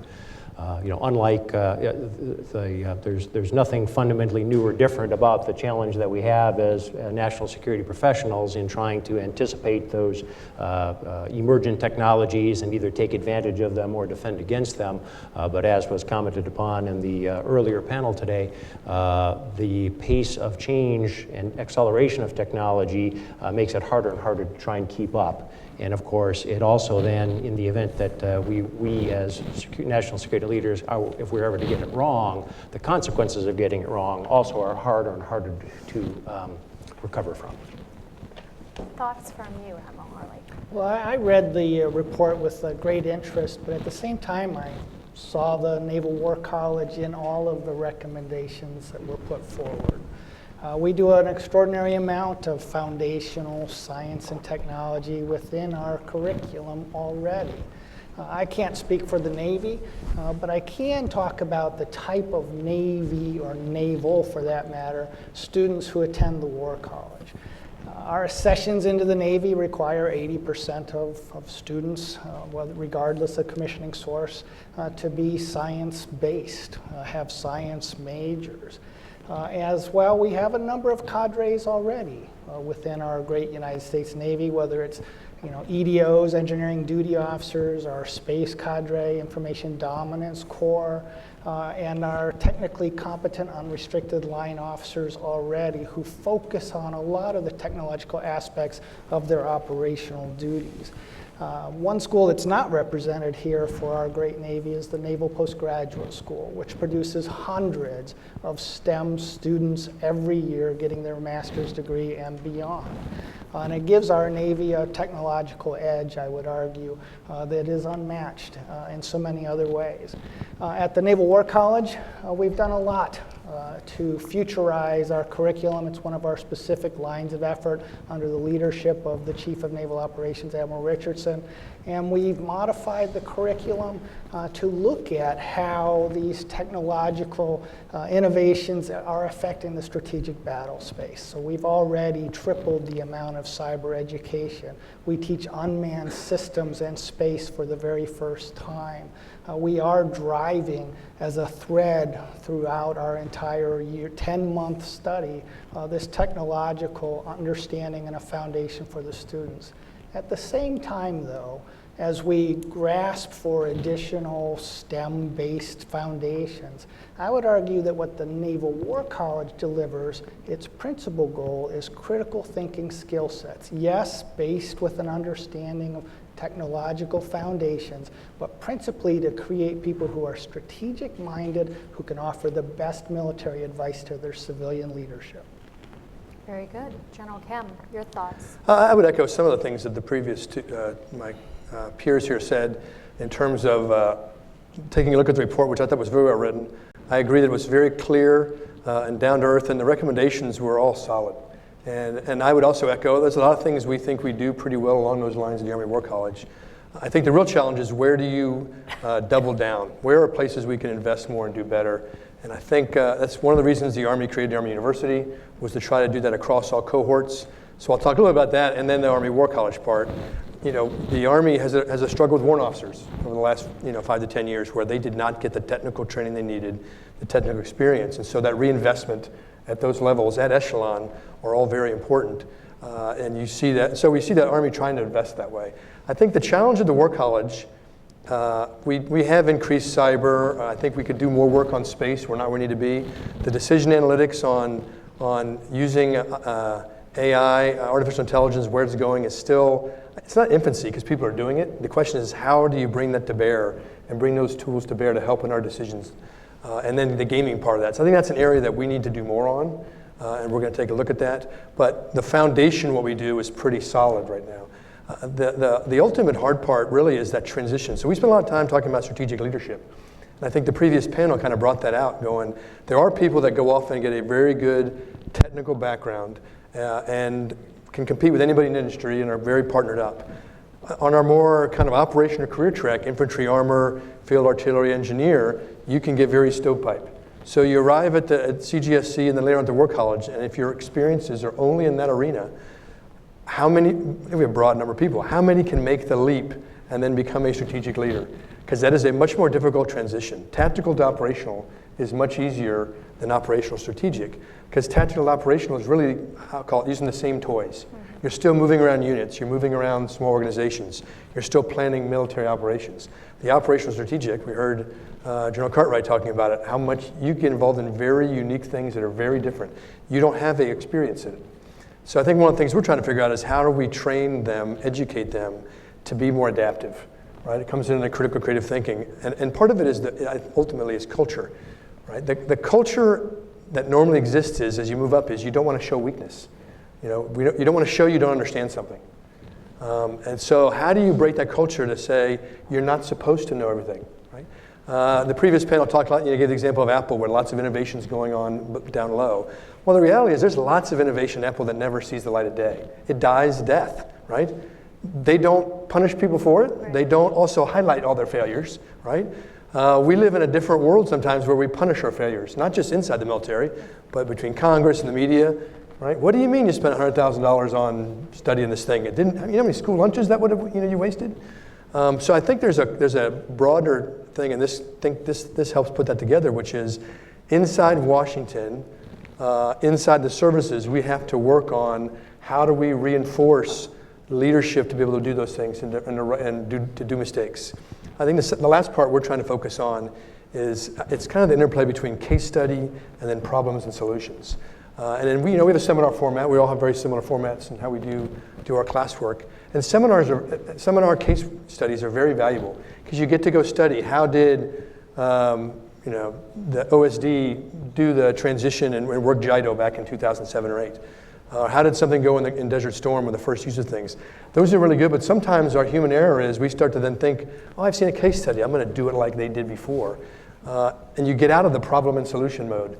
And so I think that's ultimately the culture challenge we're trying to figure out is how do you have, and I use Ori Brockman's book as an example, the starfish and the spider. We're always going to be a spider, right? We have to go to Congress. The president has to approve the budget. The service secretaries, there is naturally some spider-like part of it. But how do we bring in the starfish side of it, which is having the young people organizationally bring ideas in and use them? And we tend to do it in fits and starts. We do it well one places. We do it really well when there's a war on and people are going, we got to solve a problem of IEDs. What can we do about it? And then now you go, well, what do you want the Army ground vehicle to be in the next 10 to 15 years? And then all the cats descend on the raw piece of meat and start fighting over it. So I think that's what we're trying to work on at the Army War College is trying to figure out how can we get the leaders to really have a foot in both camps. They're never going to be, most are never going to be a PhD in a science field, right? That's the expertise is the time isn't there, right? I used the example of the Jefferson's Library, down in Library of Congress. They reenact, Jefferson's famous library. It wouldn't fill that wall. And that was basically the body of knowledge of the world. If you read those books, Jefferson knew just about everything there was to know about medicine and naturalism and all the other things. Well, that wall would be filled, just brain surgery alone wouldn't fill that wall nowadays. It would be more than that wall. So I think that's the hard part for us is how do we bring a culture, an organization that does both? And so we're working on it. We're not there yet. And I think, like all of us, we don't want to, hate to have somebody in about 2030 look back and go, if only back in 2018 they'd thought about this. Or train and develop, because like everybody, their part is some of these people are going to go on to jobs the next 2 or 3 years where that are very different, and then some of them 10 years from now are going to be the vice chairman, right, or the chairman. And how do we make sure that we're setting them up to be able to succeed in the near term, but be ready for the long term? And we don't have it quite right, but no one does. We're working at it. Thanks. General Bowers, your views for Marine Corps University. Yes, ma'am. Thank you, ma'am. Our goal at Marine Corps University is really to create integrative problem solvers. Agree with everything my colleagues have set up here. Integrative problem solvers won't be experts in the science and technology, but we hope to encourage them to know what questions to ask. And I heard Mitzi earlier talk about just asking questions. We do this through some case studies. And I actually brought a couple of books with me that we use at the university. One is called Slide Rules and Submarines.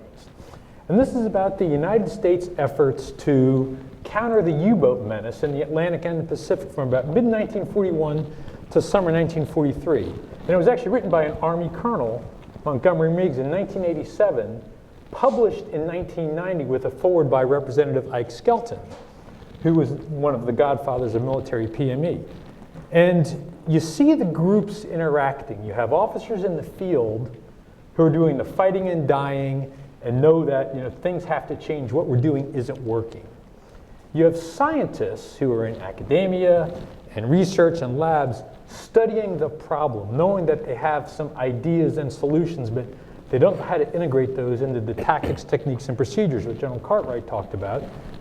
Then you have the senior officers back here in DC, the service chiefs who know the current situation is unsustainable, but they're surrounded by their 3 stars, their 2 stars, who are wedded to defending those programs. And they're incentivized to defend their program basically service parochialism. Now, when you get into conflict, all these accelerants and barriers become more stress. So we look at how they do it. And the real answer, of course, is none of the groups have the exact right answer. It's the integration, the collaboration, the problem solving, and that's really what we try to teach our students.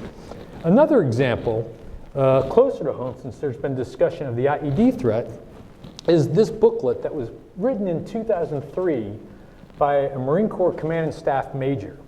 And it's a continuation of work he did in 1995, 1996, where he wrote an article called Answering the Landmine, and he introduced for the first time in the Marine Corps Gazette article, June 1996, the whole concept of mine-resistant armor-protected vehicles. But of course, this was not a priority for the services at the time. By the way, it's Colonel Wayne Sinclair, and I can get you some copies of the booklets.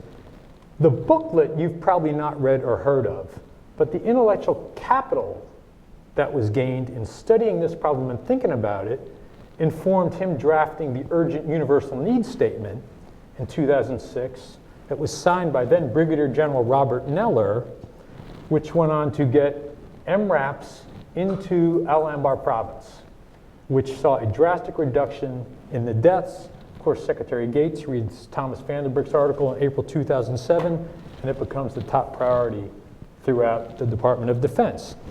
So really teaching our students through the case method, how does the military innovate? What are the barriers? What are the accelerants to innovation? And just how to think about a complex problem.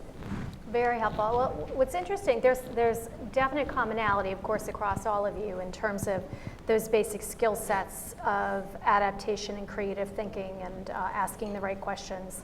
But there are differences in terms of who comes to the schools, what their technical background is, et cetera. And it seems to me there's sort of two, maybe overly simplifying it, there's two kinds of communities you have to think about. Those who are not in the S&T community, that you're trying to educate about the S&T community or how to intersect it, how to think about it.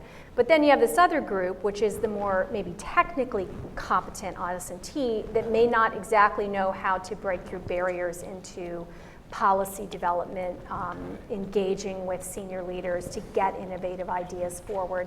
And if we can focus a little on that second group, I wonder if you have thoughts about how you try to get that community to learn the language of leadership a little bit better than they do. And maybe I'll start with you. I'll pick on you, Admiral Harley, because you spoke to how many technical people really come in through Naval War College and Naval Postgraduate School. Sure. So I think the idea of having a thread that runs throughout the entire year is partially the solution to this problem. So even before the school year starts at the Naval War College, we have a Future Warfighting Symposium. And we explore future technologies, the ethics of those technologies, the cadres and responsibilities in issues like cyber and unmanned systems and space. And so then we provide that fundamental war-fighting expectation that runs throughout the entire year. And that applies to the technologically gifted people that we have at the college and those who don't have such a firm technological background. So that's one way to achieve it. And then I would argue that as we pursue the critical thinking skill set writ large, that is enabled by the liberal studies that we pursue, but also these individual threads of science and technology that come together that produce that skill set, the ability to provide the best military advice to the civilian leadership. And Admiral, you really have the institution where people are focused, I think, more than anything on how to make that next transition to focusing on senior leadership at the political military level. But you must have people who come in with strong technical expertise, whatever it is, who are struggling to make that connection. How do you frame your curriculum to reach them? Mm-hmm. Well, as I said in my opening remarks, there is some foundational work that goes on that's available for all the students. After that, then, it kind of depends on which curriculum they're in. So if I could use, as an example, probably my textbook for science and technology is probably the Eisenhower School, or formerly known as the Industrial College, ICAF. And that has not only the coursework on understanding emerging technologies and trying to educate the student population on the science and technology infrastructure of the government. So again, people not only know what are the right questions to ask, but of whom do you ask those questions. And then uses that as a basis then for an industry studies program, which is consists of tours out to industry, both domestically and internationally, to work on a study of an area of critical infrastructure across the nation. And then from that, to be able to provide an assessment and analysis of capacity and capability within an area that could be critical to the national security strategy. I guess I'd also like to add just a little bit of a segue to the earlier comments. You did just mention, Dr. Hicks, that of course, the students coming into all of our institutions, and certainly mine, are already, those mid-grade professionals, all of whom I think we have to presume are already experts in their operational field. And so I think it does, pose the question as to whether a discussion like this on the value of JPME is sufficient. It's certainly necessary, and certainly our focus here today.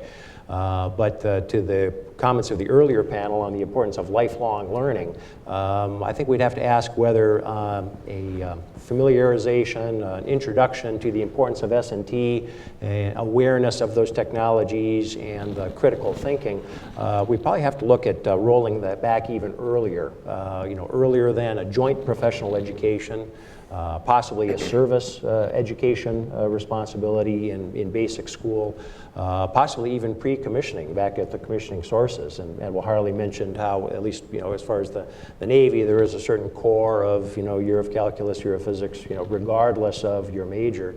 But perhaps there needs to be something that becomes a criteria or threshold as we look at the young Americans who are seeking service and try and shape their undergraduate experience as well in ways that help us to take advantage of this. General Kim, I welcome you to comment on the same, but I do want to introduce another piece of this, which is the faculty side. You have a very rapidly changing environment in the sense of the technology that we have. There are, of course, enduring core principles of warfare and civil military relations, et cetera, that will always be central to the curriculum. But I wonder how you manage this challenge of potentially having a student body that at times is more technologically in tune with where the military is going than necessarily the faculty may be. You can push back on that if you don't think that's accurate, but I wonder how you manage that challenge. Well, that's inherently a challenge when you do seminar type teaching, right? We have 24 seminars there, so the small team that's working there only has certain expertise, and then we do cross-fertilize, and like everybody else, we have themes over the course of the year. We just finished a diplomacy part where we had about 25 foreign service officers come up and spend time in those seminars. But you're inevitably going to have that challenge when you do seminar kind of teaching, because unlike regular master's program, the students are not bouncing around to their major, right? We do have electives, so there is a little bit of that, but during the first, I would say, a little over half a year is pretty much a very common curriculum for all. And so that always remains a challenge. I think the way we try to cover that is we do have individual research papers that each person has to write. They have faculty guidance on how to do it, and often trying to push them into an area that they may not be quite so comfortable with. And so that's an area where they get to now pick faculty across the campus, and even in some cases outside, to be their kind of faculty team. So that's one way we try to get to that. I think the second part is trying to project ahead, because you only have a certain amount of turnover of faculty, right? Some are retiring, some aren't, those kind of things. And so trying to project what we think we want in 2025 or 2030, you have to do now, right? Because you're working with students that this is essentially their last long-term education they'll get. The Army's done a lot of work in the last couple of years on flag officer education and trying to revamp it, but those are only somewhere between 1 and 4 weeks. So this is really that last in-depth time, and so it's always going to be a challenge. But I think it's the sharing of faculty across institutions is how you scratch that itch. General Bowers, I welcome your thoughts on how the faculty keeps up with a student body maybe that's getting at the technological edge faster than they can. Thank you, ma'am. It's a challenge. It's honestly a challenge. Our students are coming, they're very tech savvy. Our faculty is not always the case. It's not always the case. I think we have some younger, more energetic faculty who are on blogs and they're encouraging their students and they're having wargaming clubs. Some of the older faculty who have been there a long time are kind of set in their way of teaching. It's worked for them and it needs to be refreshed, and that's something we actually got to do better at. I would like to make a comment on the tech degrees. We have about 250 Marines out at the Naval Postgraduate School. I think that's an area we can do better at operationalizing them. I think making sure that they know what the larger Marine Corps' operational challenges are so they can target their research toward focusing that. And I think having more flexible assignment policies on the back end. General Cartwright talked last hour about how he was kind of saved by a commandant. That commandant was General Gray, the founder of Marine Corps University. If you look at General Gray's career from second lieutenant to colonel, he never really got to do the job he wanted to do. He had very diverse assignments, but he learned in those assignments things that no one could have anticipated would have benefited him in future assignments, but they ended up making him the visionary commandant that he was. So I think more flexible assignment policies on the back end to more operationalize those tech degrees, we can do better at. Carl, you wanted to jump in?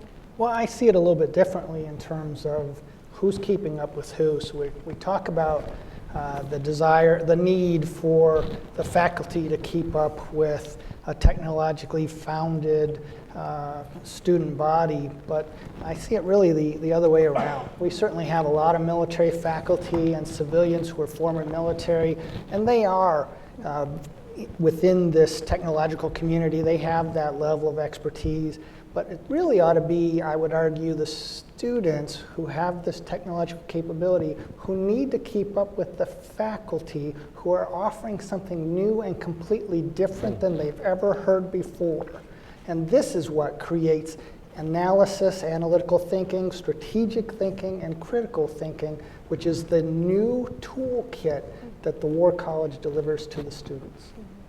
And well, I think that's a very fair comment. The challenge, I think, given the focus of today's conversation, is how you maybe best bring these pieces together, which is those core skill sets that matter so much in a technologically rapidly changing environment, and an actual knowledge of how to understand the technologies and bring them to bear. And that's a synergy, I suppose, between faculty and staff, and I welcome others' comments on that. I do want to ask the hard question that you all have to deal with in a million different ways every day, which is what gives on the limited student time, number of faculty you can hire, strained budgets. Is there a skill set, a focus area that has been on the curriculum in the past that can give way for some of these areas that are going to take space in terms of whether it's learning cyber or unmanned or other areas? Or is that the wrong way to think about the problem that you face? And I'll start with you, Admiral. Well, I think I would never say that it's the wrong way to think about it, but you correctly characterize the problem that we all have in trying to figure out that with a finite number of hours in a day and resources available, how to best use those. And of course, we have great, so for the National Defense University, we have, I think, great dialogue with the Joint Staff and with the combatant commanders on the output, our outcomes, the students that we deliver, and as we get that feedback and we determine there's some need which is going unmet, then we, I think, can be fairly agile in trying to revise the curriculum. But I think the aspect that I think we need to explore further then is to how we enable that lifelong learning in ways that can be conducted outside of a traditional classroom. And so I think a lot of the tools that have been and are becoming available in distance learning and even whether directed and through a virtual environment or in the realm of self-study have great potential for us to be able to try and take advantage of that. But again, I think it still results on that cultural perspective of having people who are interested in lifelong learning. Mm-hmm. Other thoughts, anyone, on making the trade-offs to make space for some of these newer areas? You look back, I've only been in the job for a couple months, so I look back at all the changes of the last 20 years, and there's always things coming and going as priorities kind of shift. but none of them are that dramatic where you would, you've destroyed some part of it. So I think it really comes down to what really needs some more increased investment or not, right? And then the give is worth it. The hard part is identifying what do you really want to do that will make a difference. Yeah. Just adding a lecture, another lecture on space is not really what we're talking about. Yeah. It's how do you really get them thinking about the problem. So I think that's part of it. I think it ties back to the earlier part.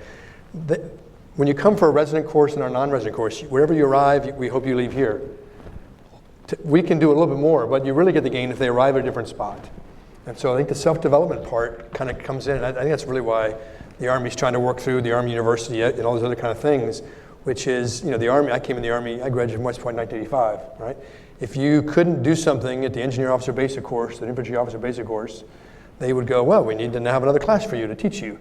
And so the NCO is the same thing. So the evolution ought to be now is, how do you get people as a major or lieutenant colonel on the officer side to say, hey, if you told them they weren't good at PT, they would go to the gym every day. They see a gap, they would work at it. Now the question is, we're not sure you're the critical creative thinker you ought to be. What do you need to do? And we will help you. We will help you at your staff college, we'll help you at the War College, we'll help you in between, but it's not just on us. You have to go spend some time. There are amazing programs across the world, free, right? MIT, Harvard, local community college have great programs. Do they recognize that in order to be a senior leader, you need to understand enough about science technology to know how to use it? If they identify that as a need, and our part, the human resources side is, how do we help them understand that that's important, right? Could you come up on stage all day and say, you can be a knuckle dragger and you don't have to know anything, and you can still be a 4-star general or 3-star or 2-star? That's not right. No, you need to have the following competencies, and we help provide some, but you have to work at it. I think that's we all have that struggle. Mm-hmm. Okay, we're going to open it up to the audience for questions, and we have one already right in the front. Just wait for I'm sure you've heard this all day, but wait for the microphone to come. Please make it a question, which means it ends in a question mark, and it's one question. I'm Harlan Ullman. Actually, I have a question for the service War College heads and one for the president of NDU. That's two. I think that Admiral Harley is absolutely right about critical thinking. What do you see as the biggest obstacles you face in getting that across to your students? And for the president of NDU, I'm going to violate what you're saying, Kath. I was at the National War College when NDU was founded about 3,000 years ago. And I wondered what value added NDU now provides to the National War College and Eisenhower School. All right, well, let's start on this end. Anyone want to be in? Well, I think there are challenges to imbuing the critical thinking skill set, and probably the biggest factor is time. We ask an awful lot to be infused in a 10-month curriculum that also delivers a master's degree that's accredited through New England. So within that 10 months, we have a number of threads that are designed specifically to achieve those ends. And similar to the last question that you asked, it really is a zero-sum game. Or we could add more and more and more to the curriculum to the point where it's no longer education, it's training. We could go from 7 till 6 every day and start doing training. But we wouldn't be creating the reflective time that helps to develop the critical thinking skill set. So in part it's about time. And it is a zero-sum game in the end as to what you infuse. But I would reject the idea that we need to look at and add things to the curriculum. I think a good college and a good faculty naturally can reflect the strategic environment and evolve to stay current. And I think we do at the Naval War College. Other thoughts on the critical? Well, it's interesting. The Army is coming out with a new academic efficiency report in schools, first time in 55 years. And so we devised it all, came out last year, and we've added a portion on there, the normal things you would think on there, but also has a part on strategic mindedness. And we wrote a sentence or two about kind of trying to, a paragraph, subdivide. What are some things that would be critical and creative thinking and all those things? So the form is done. It's been approved. We're going to be using it within the year. Then we're kind of sitting down with the faculty right now going, okay, now, take some of your students. What would you actually write? Even though we gave you the paragraph that says, here's what we think it kind of means, now what would you write for John Chem? And we're all kind of working through it because the words means one thing, but then you actually try to measure it on somebody, and how do you assess it? And how do you, and rank's not the right term, but how do you go, well, this person seems to be better than others. We sometimes know, we see it, but we're not sure why. But when you have to put it on paper, now you got to be much more specific. So that's something we're actually working through this year on. What does it really mean to look and measure somebody and then be able to put on paper, wow, he or she seems to be able to think a little more critically than others, or here's what you need to work on because you're not quite as critically thinking as we think you ought to be. It gets pretty hard. So we're still working on that part, but like everybody else, we do have time in the curriculum where we focus on critical. We try to teach some tools. We try to, in the seminar discussions, try to get them to have a wider perspective. But now we're trying to get, well, how would we know if they did it very well versus just, they did well on one test or something? Yes, ma'am. I think what we're trying to do at the university is just improve our writing. Good writing is a reflection of clear thinking, and having more short-term writing assignments where they have to write their thoughts in like 2 to 3 pages within a time constraint, which is the real world, rather than longer research papers. And I'm interested in reading what they write. So if it's a 2-page point paper on this question and you got 3 hours to write it, seeing how they're actually putting their thoughts on paper. Is it clear, coherent, logical?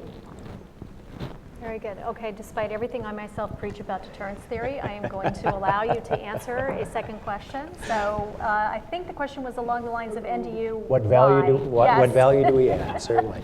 If I could first, though, let me just segue onto something Admiral Harley said, and to extrapolate on that, I agree with everything that he said, and that desired outcome of providing critical thinkers can't just be about shoehorning an elective into a curriculum somewhere. I think for us to achieve the kind of results that we're looking for in this awareness of science and technology, appreciation of innovation, and strategic leadership with critical thinking has to be a thread that runs across a curriculum and really needs to be measured as outcomes of the academic experience, and not just an elective that shows up in a curriculum somewhere. Sir, to your point, fundamentally what the university does now at NDU is what is state of art across academic institutions across America, but traditionally had not been done. And that is that, as the university, we have been able to provide business processes and functions that try and ensure that in human resources, in talent management, in support to the colleges, in building a POM that reflects all of their inputs and which then tries to identify both our requirements, but also where necessary make hard decisions that have us live within fiscal constraints. These are the things that universities do across the nation. These are things that NDU is now doing.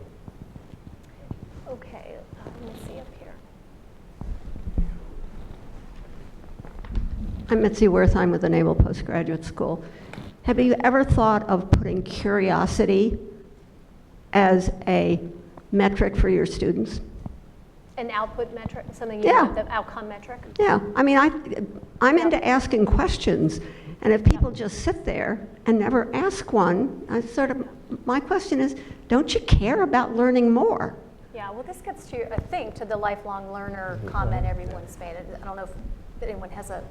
But people have to know that asking questions is a good thing. And the general culture I've observed in the military is you don't ask a question because it shows your ignorance rather than your curiosity. So they need to be given permission to ask. Well, I would say that inside the schoolhouse, that's not a problem at all. In the classroom, students are all... No, I got that. I think we're showing them the benefits of that in a very clear way, with the hope as we talk to strategic leadership and we spend a lot of time talking about culture and climate when you're out leading organizations, that they would then take that with them. So we hope we're getting them lined up to do that better, because they may have come from someplace that didn't do it at all, and then they wouldn't recognize the value of it. So we're trying to get there. I think the real test would be 6 or 12 or 18 months later, finding out are they actually walking the walk, or they forget it all. And we do surveys, but curiosity is a hard one to measure. I'll just echo that, and I think that The Socratic method lends itself well to questions that go back and forth, and I know culture change can go from grassroots, but also from the top. And Admiral Richardson has created, in fact demanded, a culture in which the officers under him are willing to ask questions, and so we do. And we realize there's no repercussions that come with that, that it makes for a better dialogue and better decision making for him. And I think that is imbued now throughout our service. So I think we've turned the corner on issues like that, in the Navy at least. John Bowers, do you have anything to add on that? Okay, very good. All right, and just want to make sure I don't have any all front row at this point questions. This may seem like a self-evident kind of question, but as you see your classes come in, what do you sense is their motivation for being there? I mean, yeah, we understand, you're at some point in your career, some selection board selects you, you're going to go there, but do you have a way of sensing what do they expect to get out of your institution while they're there, I guess is the best way to ask the question. Who wants to start that? Go ahead. Oh, well, I was just, we probably all are going to report something similar. I think certainly the students that I talk to, they are attracted to the university's reputation or the individual college's reputation. Generally, they all come in with I've got 5 colleges, and generally everybody has one sort of a prioritized list of what they want to study based on their own personal preferences. They certainly appreciate that in terms of their professional competence and their competitiveness, that the schools are intended to deliver both the opportunity for the academic degree as well as for the joint professional military education, which are critical steps in their professional development. And as well, I think the ones I talk to, they really are enjoying being students once again, being back in an academic environment. I would echo all that part. They come in very excited. They come in very nervous because of the rigor that's been added over the last 5, 6, 7 years, and I think at all our institutions. And so they start thinking back on their horror stories of undergraduate missing class. We all have those still. They're in the back of our heads. So they come in excited and nervous. I think within a month they are amazingly empowered by the opportunity to study such a broad breadth. I think is number one. I think number two is, depending on the stovepipe you kind of grow up in, if you didn't get those jobs, if you were straight infantry and you didn't have a lot of time away from troops, you come to the war colleges and you find out how really talented people are. And I went to Kellogg Business School. One of the biggest takeaways was not just what I learned there was, wow, there's really talented people in the world.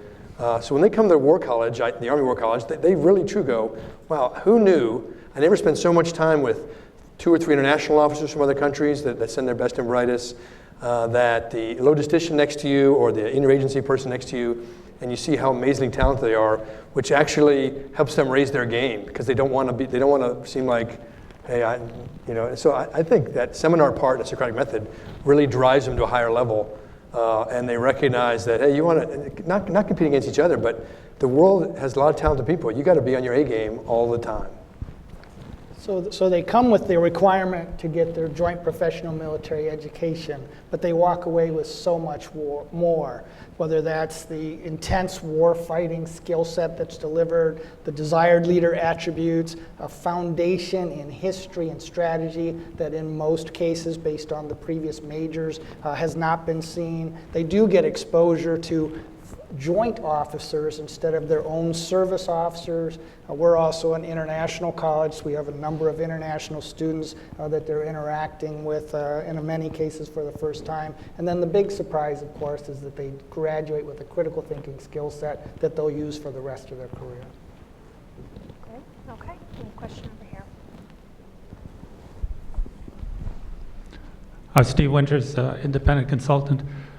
I was wondering how the attempt to give a basis in the emerging technologies is integrated with the overview of teaching the newer concepts of strategy, for instance, multi-domain battle space, or in a Russian case, new type warfare, because it seemed that would be an ideal fruition point there. So how has that worked out now? Well, multi-domain battle, I guess we'll start on the Army side. Yeah, the interesting part is because we look out over the horizon, and we spend a lot of time early in the course talking about the nature of war and as the character of war changed, and the multi-domain aspects all kind of come into that. So the seminar part, and we bring in, like the other, a lot of the very senior 4-star combatant commanders and other people to come in and talk about those regional challenges. So I think all that kind of comes out across the curriculum.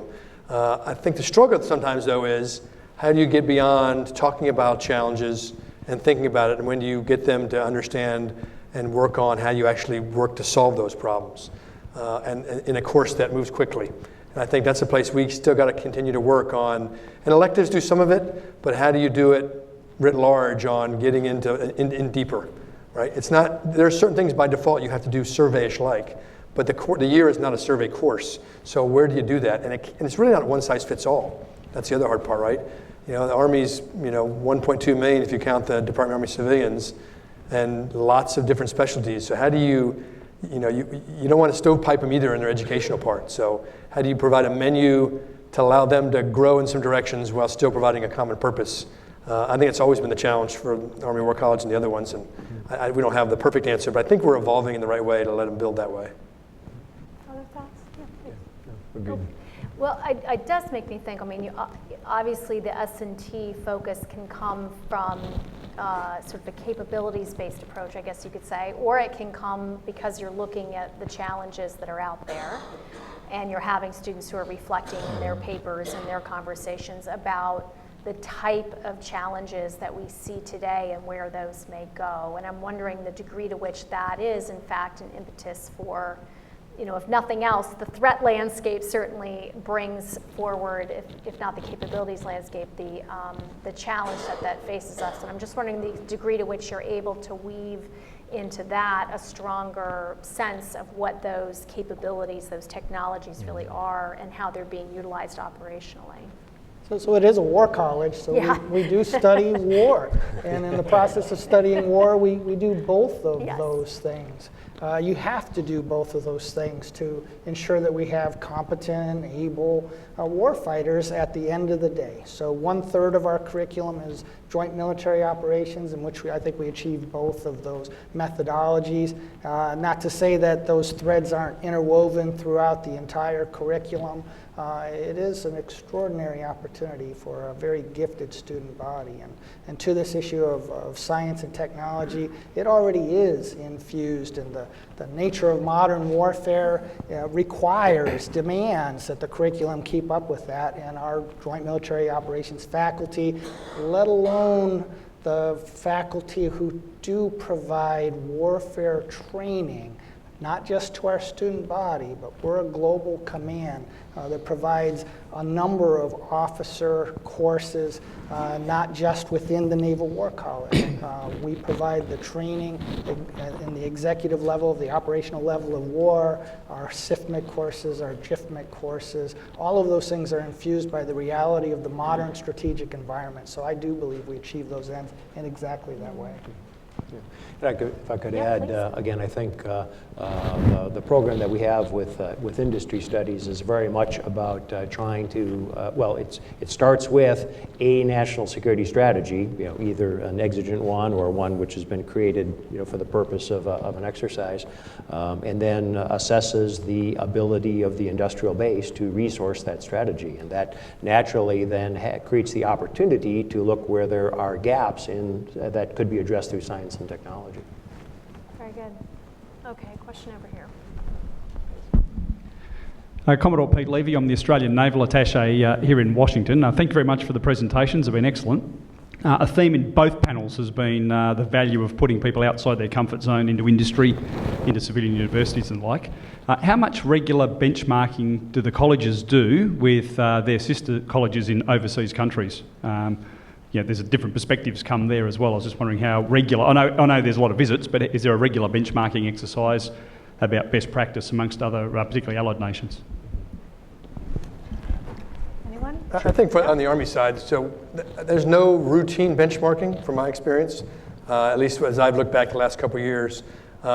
We do it. We will host and vice versa, go back and forth, but it's not on an organized, hey, every some periodicity. We haven't really done it that way, I don't think. And I don't know that you would need it that way, as long as it's coming with the right infusion over time. But I take your point, it's interesting. So we do partner with international war colleges. For example, we stood up about a year ago an Institute for Future Warfare Studies. Curiously, Japan created one just about a year before us, and we didn't know that. Once we learned that, we're now merging our organizations together, working also with the United Kingdom. We partner with other systems as well. There are things that can be learned from other institutions, and we take the best that we see and fold that into both our curriculum and our institution and our global responsibilities for helping to ensure combat readiness for our great Navy. So I think it's a great question as we look at the internationalization of the college and the work that we do. One last comment is because I talked about benchmarking, but towards your point, interestingly enough, a lot more outreach from nations that really don't have war colleges or staff colleges that now, particularly in Africa, they want to do more and try to model after Australia, the US, UK. So I think there's a lot more opportunities through the COCOMs that our faculty are involved in now that the faculty really enjoy, but it's also, in the long run, huge dividends for the United States in our partnership capacity part. I would just add my observation is that there is no standard template for relationship between the nations or the militaries or the defense universities. I've experienced a wide variety, though, of bilateral kinds of agreements that tend to be focused on particular mutual needs. So possibly on war gaming or possibly on development of a national security strategy and the potential for faculty exchanges, et cetera. And then as well, the large fraction that I think all of our institutions have of international fellows, I think naturally helps to identify where there might be opportunities of mutual interest to pursue in the future. I guess it's a balance there, so you don't want to group things so we're all doing exactly the same. Right, right. Other questions, Ray?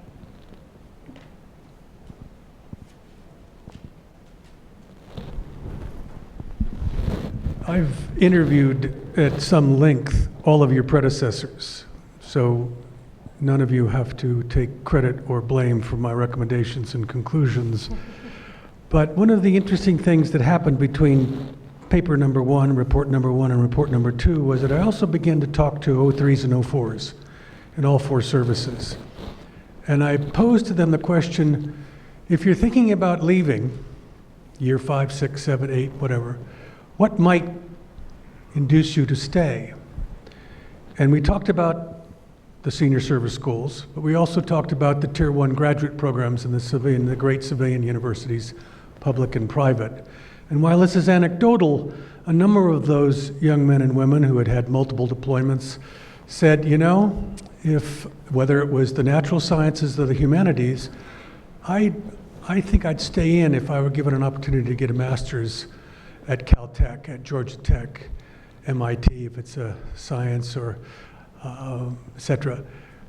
It did not go unnoticed to them, and one young woman pointed this out, that of the last 12 chairmen of the Joint Chiefs of Staff, 11 of them have master's degrees from civilian institutions. Now, recognizing that each of you represent an organization within your service, and in the case of Fritz, of course, it's joint, it's purple. Do you have any ideas or do you have any thoughts about the relative importance and possibly connection between your institutions and those opportunities that we give, each of the 3 military departments gives to its 03s and 04s to get master's degrees outside of the senior service school JPME system, if you will? What do you think about that? Thoughts? Go ahead. So I was blessed to attend one of the best schools in the world, and yet I also attended the Naval War College. And I can tell you from personal experience, anecdotal as it might be, the Naval War College is as good or better than any Ivy League school in the world. We do ourselves a disservice when we say, oh, the Naval War College is just a requirement to get your joint professional military education. Yes, it is, but it is on par or better than any other institution, particularly for what we do and more. And so I would argue that as we have these ideas of civilian institutions, they're great, been there, done that, and we should continue probably to expand the way that we look at those for the right people to achieve some of these ends. But our goal to enhance people to stay in to the neglect of the war colleges, I think is misguided. We can do better if we would provide our own self-talk and provide the metrics of how great an education they can get within their own respective service schools. I'd say that more education for our officers is important. And for these aggressive young officers who want to go out to a Tier 1 graduate school and they don't want to be punished for it, I can see the reason for them wanting to do that. I think from a service perspective, though, I think a greater priority for us is the education that we provide our enlisted Marines. I think we're getting such a high quality enlisted Marine now, some of them college graduates, some of them master's degrees. How we can invest in the education of our enlisted Marines and get them more credit. If it was a choice between getting officers the chance to go study at civilian graduate school or getting our enlisted Marines to get an associate's degree by 10 years, undergraduate degree, by 16 years, that is where I think our priority needs to go. They're the unexplored gold mine of our professional military education. I think it ends up being a menu approach like it's always been. I know the Army's numbers in advanced civil schooling, graduate schools, is less than it was in the early 90s, but it hasn't gone away by a long shot. And so, but back then we didn't have a lot of training with industry. So between training with industry and then resident programs and then the hybrid models, which is very widened now, and in many ways in the services, we've been a little bit late to the table to accept the quality of hybrid education models, right? And so that is the soup du jour in many places, right? Stanford offers them. Lots of places offer great programs. And so I think we've been slow to kind of go, yeah, that's an online program. We need to recognize the value of the hybrid, and I think that's, the Army's trying to work at that. I think the second part, it's opportunities to go get education inside or outside the service, but I would argue the bigger one is just having a year away of being away from people in green. Okay, so if you get a chance to go to graduate school, you've had a nice opportunity. You did training with industry, that's an opportunity. You went to a think tank, it's the chance to broaden your horizons, and being away from people who look exactly like you is the most value, and education being just one of those opportunities. And depending on who you are and where you are, active guard and reserve, part-time, full-time, it really gets complicated when it's a million people. But having a menu of choices really will make us get that critical creative thinking. I would just add, I agree that it's a priority among all of our young people, officer and enlisted, to get education. And as well, it's a generation that really values personal choice. There's lots of different reasons why people have their preferences, but I think what you have observed, and I think what we've commented upon, is I think we can and need to do a better job of helping to inform those decisions, because I agree with my fellow panelists. I think the educations that we offer are world class. Okay, I'm going to ask a final closeout question before I hand the stage back over to, I think it's to Andrew. And that is on the substantive side, putting aside the process, if you will, of education. Substantively, starting with you, Admiral, I'm going to go down the line, ask, if you had to pick one S&T related strategic or operational challenge on the horizon that focuses the mind, shall we say, for the United States, or should focus the mind, what is that challenge, and maybe a little bit about how your institution can help us get at that challenge? Well, I think the areas of science and technology that I think we need to be better understanding to inform our strategies or defend ourselves is sort of that convergence of information technologies, biotechnology, artificial intelligence and robotics, and nanotechnology.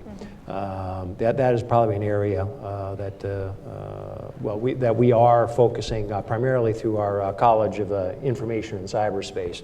But again, I think the process by which we're trying to do that is very similar to what we've talked about. I think it starts first and foremost with having world-class faculty and superbly talented students who come wanting to learn and to challenge each other.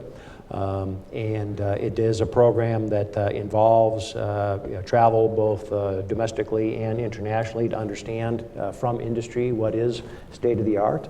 And I think these are all dialogues that are enhanced by a pretty broad demographic of particularly in the student side, which is only about 50% uniform military, 50% the rest of government and international fellows. So I think that's a pretty rich mix that you put it together, ferment it, with the right leavening agent, and I think and so far I've been very pleased with the results we're seeing.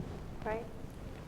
I would argue that we need to find new ways to think about how technology is employed.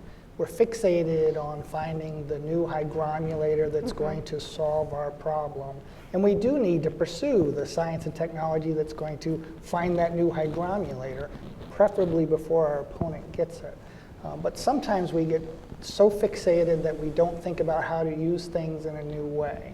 So consequently, you have submarines and aircraft carriers to do scouting for the battleships instead of thinking of systems not just as replacements, unmanned systems as replacement for a manned system, but instead make that mental doctrinal leap into finding new ways to employ the technologies. That's what I think critical thinking can deliver.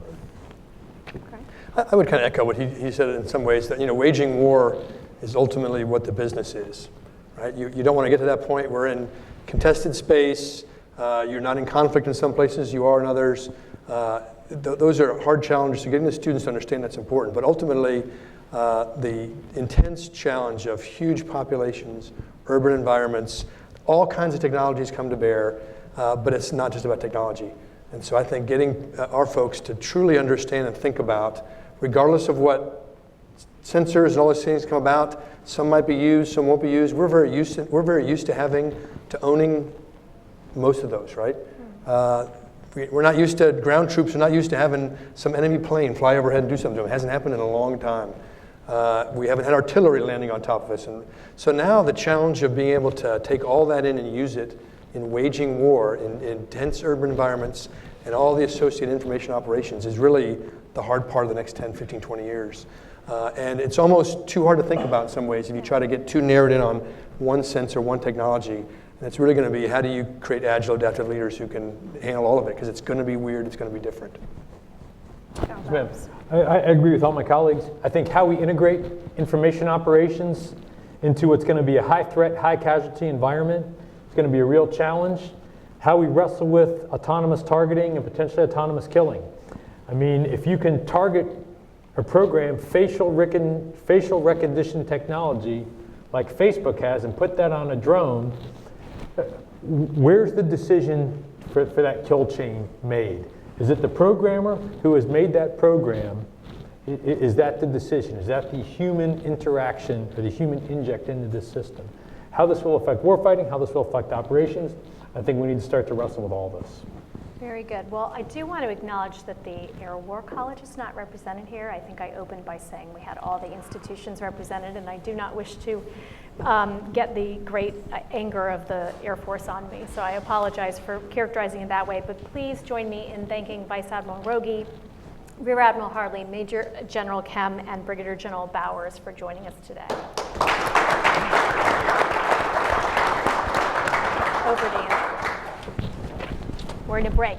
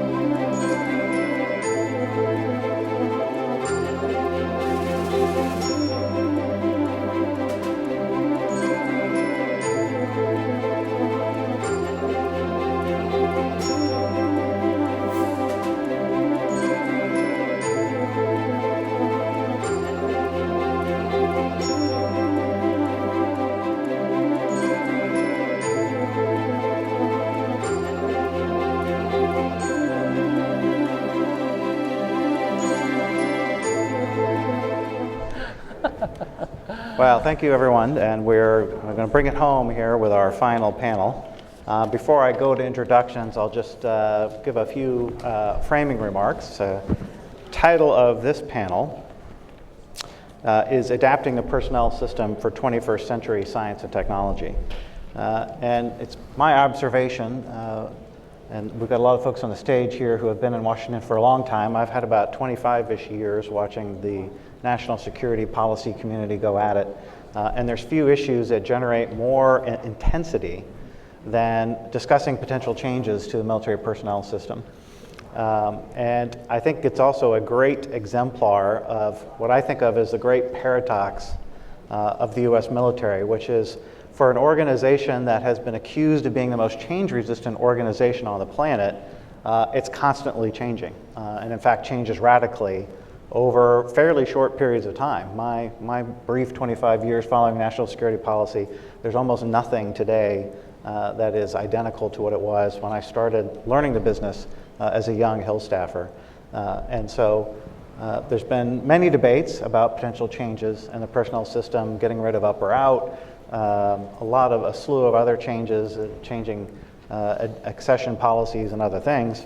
And a lot of those things haven't changed. They've been debated, but we haven't gotten to the point of adopting some of those more radical changes. On the other hand, there have been radical changes on the personnel side. We've had big changes in the jobs available to women in the armed forces. We've had big changes in policies associated with people's sexual orientation, and there's been dramatic change. Another major change that I came to appreciate a little bit when I had an opportunity to work with Dr. Carter was the growth of the cyber force and creating an entirely new field of expertise for the military, almost entirely new, and recognizing the fact that it needed to grow, and it needed to grow quickly and rapidly, and that growth came at the cost of other specializations because the military itself did not grow dramatically in those years, didn't grow at all in those years. So there's been, again, this paradox that I think you see iterated across many aspects of defense, of radical change at the same time that there's a lot of resistance to change, and both are able to be there at the same time. The question, I guess, is, are the changes that we're making the changes that we need? Is it getting us to the outcome of a military personnel, a cadre, that's going to be able to deal with the problems of the 21st century and the unique challenges that the transformations that we see underway in the science and technology community are generating? And I was paying some attention to the previous discussions. There were several of these that were raised. I think Rudy De Leon talked about just simply adaptability and the need for a cadre of folks that are able to adapt as technology changes. I think the report authored, handed out at the beginning of this, that Ray put together, talks about science and technology fluency, and that is an outcome that we're seeking for the military personnel system. There was also references made to some of the fundamental technological waves that appear to be coming at us: artificial intelligence, biotech, quantum technology, nanotechnology.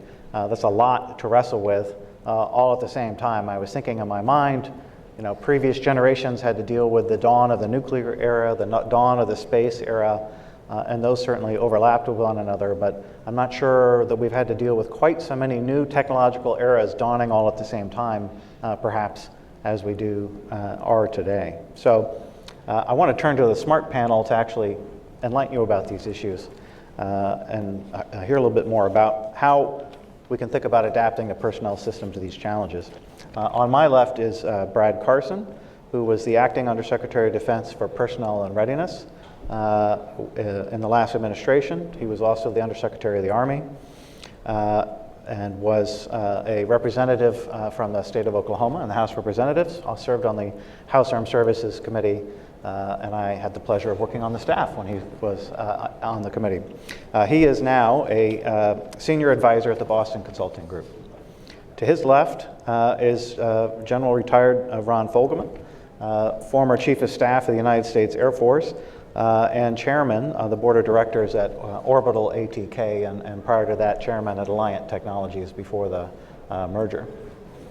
To his left is Fred Drummond, who is Deputy Assistant Secretary of Defense for Force Education and Training. has a wide mandate in that role, including overseeing the Advanced Distributed Learning Initiative. He's a formal naval flight officer. And to his left, Kim Wincup, who is a senior advisor to CSIS, the International Security Program. He is former Assistant Secretary for Manpower and Reserve Affairs, the Army, a former Senior Vice President at SAIC, and near and dear to my heart, former Staff Director of the House Armed Services Committee. So I'm going to let our panelists kind of give us some initial thoughts on this topic area, go down the row, and then I'll do a little bit of Q&A, and then we'll turn to your questions. So Brad, I'd like to start with you, if you could kick us off. Sure, well, thank you. And Ray, congratulations on the fantastic report, and it's great to be back at CSIS. I think these issues are enormously important.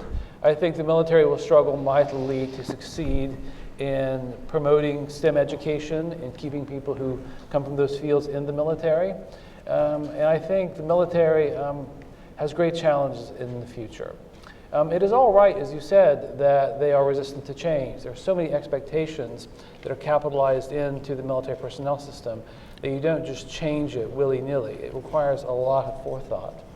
At the same time, the way war is changing today, and the kind of things that we all talk about, are areas that very few senior leaders understand. So AI or machine learning and the algorithmic innovation going on there. You know, we don't really understand those well. The private sector is having a heck of a time keeping those kind of people in the workforce. The opening salaries now are $200,000 or $300,000. They go into the millions for people who actually know what they're doing about that. They're coming out of a very few select schools, which don't have a big pipeline into the military to begin with.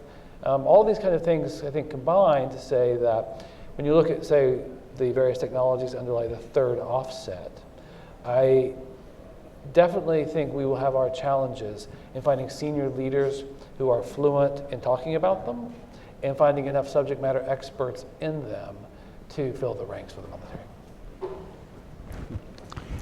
Well, when Ray asked me to do this, I appreciate that, and I've had the opportunity to read through the studies. I decided that I would perhaps benefit somewhat by going back and actually seeing what the personnel system was supposed to do, in the sense of, you know, it's we recruit people, we train people, we try to retain people, and ultimately we end up retiring people as they leave the system. And as the study looked at it, it focused on officers within this context of S&T. And I think sometimes that we forget, and we were somewhat reminded, that there are, within the military side of the personnel system, officers and enlisted. And I think very important to this issue, we have civilians, DoD civilians, and then to some extent the personnel system looks after contractors also. So if we're looking at those population groups, and then we come back and we start to look at just officers and how we imbue in those people an appreciation for science and technology and how science and technology can impact warfighting. And we try, and I'm kind of overwhelmed by the expertise on each side of me, the positions they've held in the sense of policy makers and all that. We try to build a personnel system that will bring people up through the ranks, educate them, do the things that they have to be senior leaders. When I look at that from a very practical perspective, I think it is going to be very, very rare that you're going to take an officer with an operational expertise and be able to take that person and also give them any depth of science and technology kind of training and provide them a career progression path that will ultimately get them to be a senior officer. I think, though, that there is an opportunity that doesn't mean it's hopeless. I think, on the other hand, and it wasn't within the scope of the study, but we need to focus a great deal to solve this problem in the civilian side of the thing. I think you have much greater opportunity there, but that requires a little bit of willingness on the part of the uniformed people to listen to the civilians that they have in the system. And so that might be an area where we can focus on. I think every major command has a scientific advisor. I think every service has some senior scientific advisor. I think we need to go back and look at those roles. Who are the kinds of people we're bringing into them? You know, in some cases, we look at them as rewards for somebody who has worked hard out there in industry or whatever. On the other, we try to bring somebody in who's young and moving, who will then get to understand the military, but also become a bridge to the science and technology thing. So I think that's an important element of it. I certainly think the last panel that talked about PME and education and critical thinking, and that's where you can touch the operators. I don't think that the extent to which you'll be able to take uniformed officers and with S&T backgrounds, science and technology, research and development, and bring them up through the ranks is almost a function of the service organizations. Do you have a research lab that sort of is a path?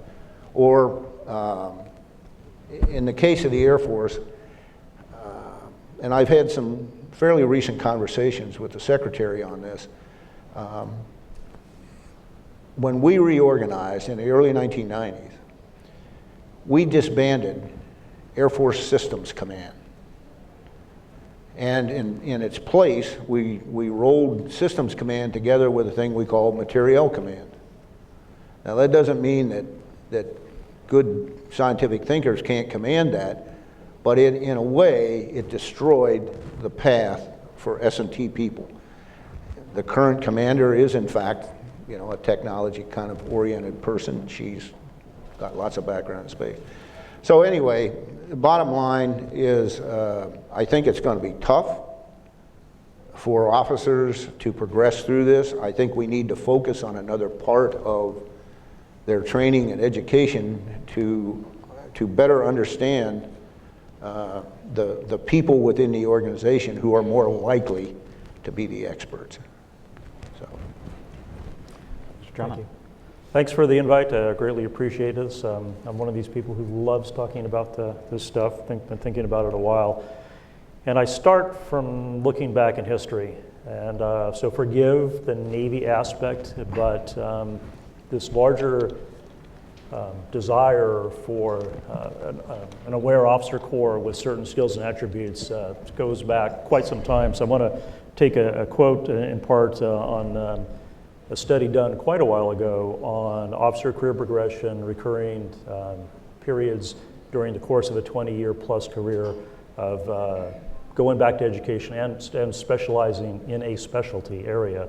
So I'll pick that up in order to do this, in order to ensure that full knowledge and use may be made of the constant progress in all of the arts, industries, and sciences which in any way can contribute to the advancement of efficiency in naval warfare. Isn't that kind of what we're asking here in the larger S&T thing? And that's from the Knox-King-Pye report of 1919. So I'll jump ahead a few decades. Report by the Ad Hoc Committee, the Chief of Naval Personnel, where that report said the Naval Officer Corps was shockingly, quote, deficient in light of advanced technology, world events, and other demands of modern day conditions. Again, talking about the operator aspect for that. And I postulate that we're looking at the S&T thing, that we've kind of addressed this. I think we're literally in a different world. And I'll pull out this because everybody younger than us, this is old news. They don't think about this. Technology is the world they live in. To us, it's science technology. To me, a child of reading science fiction in the 1960s, this is science fiction. But yet it's ubiquitous. It's in our smartphones, it's the Internet of Things, it's games or entertainment, it's in the delivery of news, where you, the individual, can control your own narrative of what you choose to process and make decisions on. And our young people The people we're pulling for to provide our enlisted and officer corps, that's the world they are in right now. So I'd say that as a daughter of two, or as father of two daughters in college right now, it's what they do. They think about this. They live it. It's not something separate for that. So I frame the argument there, or the premise that maybe we're looking at this again from the wrong perspective. We don't need to create or search out a particular S&T aspect. As the general said, we have specialty areas for that, and maybe that's okay. Maybe what we're really after is what I believe these other earlier studies and studies since then were after is a well-read, informed generalist, an operator who understands the concepts. He or she doesn't have to create it, but they employ it. They think about the ways that you can employ it, and I think we heard that expressed from the previous panel too. So it's more about a way of approach for that. And then to echo General Fogelman's comment, maybe the real piece is we target the civilians. We take a look at the policies that preclude efficient, quick hiring practices. Maybe we do something like look at the Title V authorities and see maybe Title X is more appropriate for this warfighting force. And I want to give credit to Brad here for the work that he's done in the previous administration, which we are, as a department, continuing for the innovation standpoint to try and inculcate this kind of thinking and approach throughout all the services with DUIX, with the Force of the Future initiatives, the Defense Innovation Board. All these things are a pent-up demand in my mind of what we're trying to achieve in a larger aspect.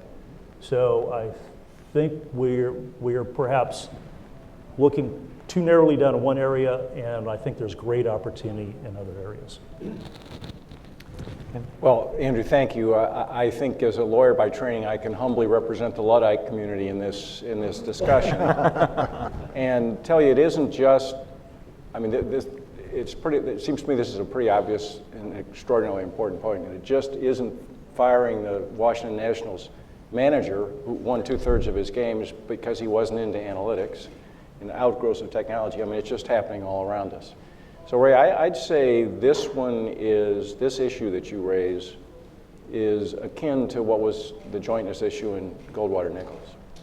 That it's important enough to what the future of the service is that it may take a little bit of, in that case, a lot of nudging to get there.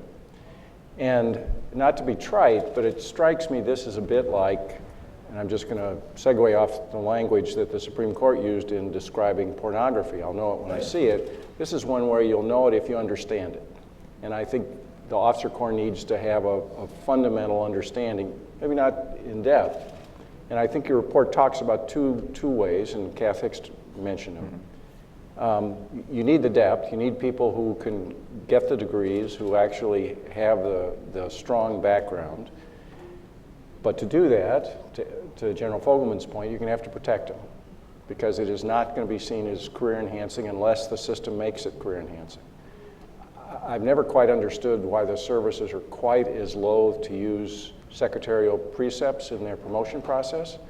But if you want to change the culture of the institution, if you have the secretary say, I expect to have X number of whatever type people they are, they could be FAOs, they could be joint officers, whatever it is, the system's culture begins to adjust because all the officer corps gets it. They know what it takes to move ahead. And then on the question of breadth, it's more of a push issue. I think you have to push this information out to the force, make it available to them, because they don't have time with all the things that they're doing, particularly in the operational force. So I think there are places that can help with that.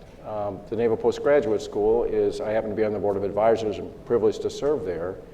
And it's really an intersection of hard science that it takes officers from the operational force, gives them a hard science master's degree and to assist the system. So I think part of what they're doing now is pushing things like cyber out into the force, not just to the students, but pushing it into the force more generally to the things that they need to understand or recognize. So I think there are some places that are already resonant. The Air Force Institute of Technology is another one that does a similar kinds of thing. Very important inside the system. I guess I'd go back to what both Rudy and General Cartwright said early on. Rudy talked about an institution that is driven by accountability, the Department of Defense. General Cartwright talked about process. If we're going to really foster education, S&T education, but foster it in general, we're going to have to stop managing the institutions that provide it like they're supply depots. It's one of my great frustrations in life that we manage educational institutions as if they're a supply depot and don't introduce the kinds of things that, the freedoms that you need to go out and explore. But having expressed that frustration, I'll turn it back over. Oh, great, thank you. I want to follow up, General Fogelman, on your point about the Air Force Systems Command. Yeah. And the way in which having a structure like that fostered capabilities within the Air Force that may have been sacrificed when organizationally that was combined with U.S. Material Command, notwithstanding that Ellen Polakowski is everything you could ever want, I think, in terms of having a scientifically talented innovator at a senior leadership position. And you know, I think the point there is you learn by doing. You learn best by doing anyway. Certainly you can learn by reading in addition, but you're going to learn best probably by doing. And that's an example, I think, of an organization that's out there doing it is going to teach the people in that organization how to do it. And I think we've had this discussion, kind of a theme of the tension between having people who are generalists and therefore can adapt to a lot of different challenges, and having folks who are specialists, subject matter experts, where they've got the depth to tackle something that truly is new and outside the experience of the organization. And I'll just posit for the sake of argument, when I look at something like quantum technology, that may be something where being really good at understanding the way computers function today may not be good enough to really help you understand the implications of these quantum technologies as they come online, because they seem to me, and I don't claim to really understand them, but there seem to be some really fundamental differences in the way this technology operates. So I just kind of want to throw out to the panel for some thoughts on kind of those themes of having organizations learning through doing, but also how do you balance then the deep expertise with the generalist, you know, adaptability versus the ability to accommodate something that truly is outside the frame. And somewhere in there's a question, but it's focused on how do we balance? How do we find the right balance in our personnel approach, the way we organize to achieve those somewhat in tension capabilities? Well, while the more qualified people think through a good answer on that, let me allow me, if you will, just to give a couple of personal examples of that may indicate some of the barriers to this that I think could be knocked out. And I'll use my own personal experience, not necessarily because I was the epitome of somebody who understood science and technology in the end.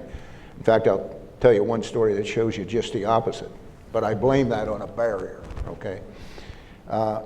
My first experience, which I think it was General Cartwright described a similar experience, with understanding that the military is made up of more than just operators, was when I went to Squadron Officer School.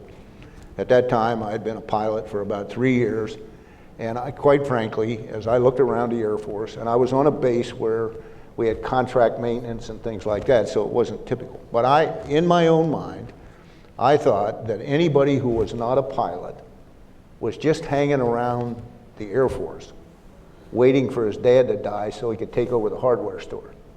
I had no appreciation for the fact that, what communicators did and all that. So I went off to Squadron Officer School, and I just got my eyes watered.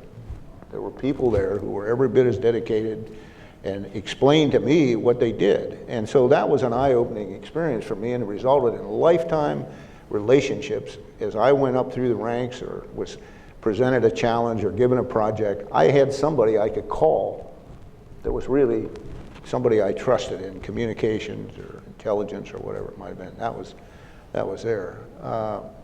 Another experience I had was I never had a tour in the air staff till I was a colonel. So I show up, and I was at one time the chairman of the program review committee, so I had a little bit of sway on things. And I personally tried to kill the GPS program. Tried to kill it. And the reason was they brought this program in with all this big funding line, and I said, what does it do? And they said, it's a navigation program. I said, well, I'm a pilot. I haven't been lost in 15 years. I mean, we have TACAN, we have all these things. I don't need a navigation system. So, put a big hit on the program. The next guy who showed up in my office was General Tom Moorman. Now, we were both brigadiers, but he was sent down there by the adult leadership. And he took me down behind a green door on the 3rd floor, and I got in-briefed on space programs. And it made a big difference in my career. So what's the point of all this? The point is, one of the hindrances to this S&T thing flowing over into the outside is security, classification, lack of access. And that is a really, I think, big problem that has arguments both ways. And then the third experience, I would say, and then I'll get off. Again, General Cartwright talked about his experience in going to STRATCOM. I had been a fighter pilot in the United States Air Force for 29 and a half years. I was sitting out in Korea as a 7th Air Force commander, 3-star, fat, dumb, and happy. And when I got ready to leave, there were 5 places I could go in the world. Well, Scott Air Force Base wasn't one of them. And what happened was, Air Mobility Command, MAC, up to that point, had a succession plan. But a couple of the horses stumbled, and the next thing that happened is I get a call from the chief, says, congratulations, Fogelman, you're going to be a 4-star, and you're going to go to Scott, and you're going to be SYNCTRANS and commander of Air Mobility Command. Well, you can imagine what those people thought when they got this guy parachuted in on top of them.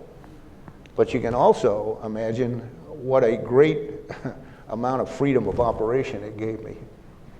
Because back, it's about the time that I then adopted the policy that ignorance is an enabler. Confess and then ask anything you want. And so I'll stop. I think just 2 quick thoughts. We do need specialists in the military, people who are wearing the uniform, who understand these cutting-edge technologies. We can't do it purely in the civilian workforce, not only because we can't recruit them in or keep them there, but you just want some people in uniform who are subject to the laws of war and other kind of rule sets, who are part of a command structure who do this. So we need to have people today in the U.S. military at Stanford and Caltech and MIT where these developments in robotics and AI are really happening. Our war colleges are terrific. We had some great leaders up here earlier, but they are not the places you go to get trained in those kind of esoteric subjects. The personnel system as it is today will not protect those people. Right, the privilege is on tactical excellence in the field to get promoted. Operators run all of the services. Those people will have a hard time because to take time out to do 2 years or 5 years at a PhD program at Stanford, for example, takes you out of the field. Where have you been? These are things that we've seen time and time again people don't get promoted for. And they're being asked to satisfy criteria that don't matter to them, right? If I have in the Army, which I love so much, spent a lot of time there in the last few years, right? If we had the world's leading AI expert, that he never had company command, wouldn't bother me much, right? That he wasn't eligible for battalion command. These things would not bother me. I'd be cared about his subject matter expertise. But he would never advance very far in the U.S. Army, and certainly never up to the general officer ranks with that kind of background. So the specialists we need, we'll have a hard time doing. On the generalist point, I would say, my question is, what's the curriculum of the generalist? Because to me, that word can often be simply an excuse for being scientifically illiterate and mathematically innumerate. And these are things that in the U.S. we do a terrible time teaching. It's not the military, right? Our young people, the schools do not teach math and science in the way they have to compete. And the military reflects that. We don't create it, we reflect it. But nonetheless, I have been in more debates at the very highest levels of the Pentagon that we're dealing with, say, take cyber. These like technical cyber issues. half the people in the room didn't even use email, right? They were not cut up to that level. I mean, it wasn't because of a security issue. They just had never gotten around to it. They were analog still. And you're like, who here understands what we're talking about? Really, like the ones and the zeros and the logic gates and all these techniques. I mean, who gets it? No one gets it, right? I mean, we don't have to be coders, but you do have to have, I think, enough of that generalist education where you say, I get it. And I understand kind of, if not the technology, the sociology of technology, if you will, right? I understand like what this means. And so if you read a story like yesterday in the paper, which I can only imagine is being debated, where they're talking about the NSA having a really difficult time keeping people in their ranks, morale is low, people are leaving for contractors, to be entrepreneurs, because of some of the leaks and the perhaps Russian hacks of them and things like that. They said they're getting to the point where we need to debate in this country whether we should actually be keeping these kinds of things secret and using them, or because they're so leaked out so rapidly, causing widespread ransomware and problems like that, maybe the US policy should be just to, every time we find a defect, to publish it, right, where the companies can fix it instantly. I bring that up only because that's an interesting discussion. Very few people who are generalists in this country, of which I consider myself one, right, are competent to adjudicate that question. But that's a fundamental question facing us, and there are many like that. I said, so the generalist education has to be picked up and can't be an excuse for being incompetent in some of these technical areas. Okay. Well, Andrew, I think your point on balance, and it's the same point Admiral Stavridis made in his foreword, is sort of the key question here. Fred probably could lay out a list of things that we expect the officer corps to be competent in across a whole range of, an amazing range of things in their career. The Navy in particular is desperate to find sufficient time for its officers in an operational mode afloat.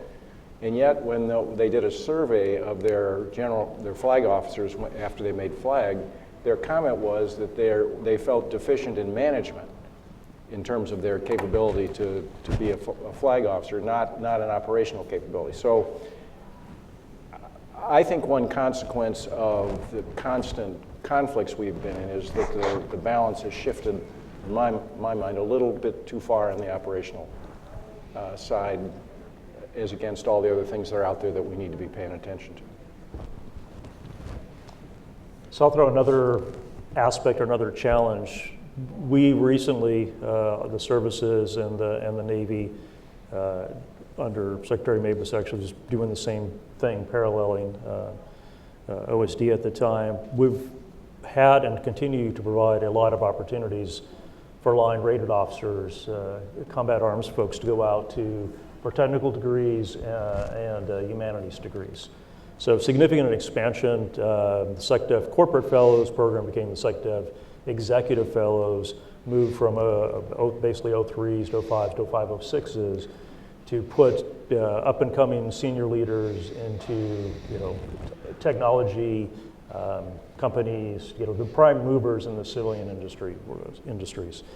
Problem is, what do we do with these people? Because we're back then to the service culture of, you got to get back on track. Yeah, that was great that you did this, but across the services, how well have we integrated? Kind of leading the answer there of actually taking advantage of that time that we've invested in those people to then apply what they've learned back and further our basically our warfighting abilities for all what they've learned on our behalf. So that's an extreme challenge. So we have the tyranny of the operational pyramid for command. We do okay, I think, from our specialized career fields, but you top out basically at 06, and then it gets, as we've discussed here already, it's how do do the operators listen to them, or do we have enough aware operators to go, oh yeah, wow, do you realize? Yeah, I need you to tell me more about that. How can I use it to do X instead of Y? So that's, I think, the intellectual challenge we have. We're working on it, I think, across the board.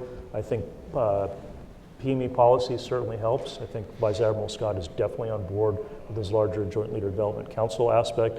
We are certainly looking at that, continuing looking at it at OSD. It's time to do something about that, though. Time to change the cultures. We've studied this larger issue for years and years. We're now at the opportunity, I think, to push looking at how we handle personnel changes and recent legislative proposals and changes, having Congress give us more flexibility, moving further away from the up and out, to really do, no kidding, talent management, both within the uniformed services and with our civilian career force. Well, I want to follow up on that, if I may. As a lot of folks in the audience probably know, I spend a lot of my time on the industrial base aspect here and some of the technological questions in this debate. And what I'm fond of saying sometimes is there's quite a bit of innovation technology out there. The department's problem is not finding innovative technologies to adopt, it's adopting the technologies that are out there in such abundant profusion that there's almost more than you can get your arms around. And it strikes me that in this day and age, and I have experience with my own children who are quite technologically savvy and far more so than I am, that there's a lot of technological savvy, and in general you referred to the enlisted ranks also having a tremendous role here. And in fact, probably the average person coming into the service in the enlisted ranks has got more technological savvy than I've ever hoped to have in my lifetime going forward. So it could be that the problem with being S&T fluent is less about getting it into the people who are in the force than it is letting that natural ability, capability that's there flourish. And we've talked a little bit about how do you remove barriers to that. We've talked a little bit about how do you protect people from a system that may disincentivize the flourishing of that natural talent. And Kim, you raised the prospect that maybe we need something here like we had for jointness with Goldwater Nichols. And as a former Hill staffer, I shudder always when people suggest possible legislation, because on the one hand, it's appealing to someone who used to legislate. On the other hand, I've been around long enough to see how statutes can have very unintended consequences. But is there more to the problem of how we let this natural curiosity, S&T ability, asking of questions that we've repeatedly heard mentioned today, is it more than just having senior leaders who are willing to protect officers or enlisted that they personally know and understand their capabilities? Is there something systemic that needs to be done to allow the flourishing of an S&T focus among folks who may already have the talent and need the time, the space, or the protection to get there? Well, I guess I'd say that it's a problem that exists in every institution. It's not unique to the military, that the senior leadership oftentimes thinks they have all the answers, and they're reluctant to, and that's a tough one.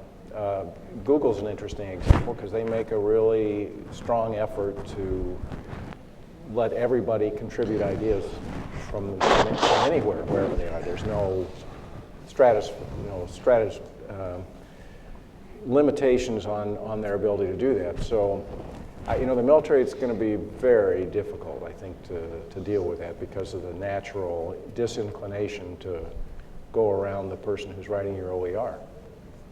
It's a naturally hierarchical organization. When I worked in the Pentagon, I used to say, until the Secretary of Defense says something is true, you're not allowed to think it, and after he or she says it's true, you're not allowed to think anything else. So that's hard to imagine kind of horizontal sharing of experience and information in an organization. Now, the Pentagon's an extreme case, even within the military system, DoD system. But it's hard to envision how you get a lot of this horizontal, flat structure effects that we're talking about seeing sometimes in the private sector in the military.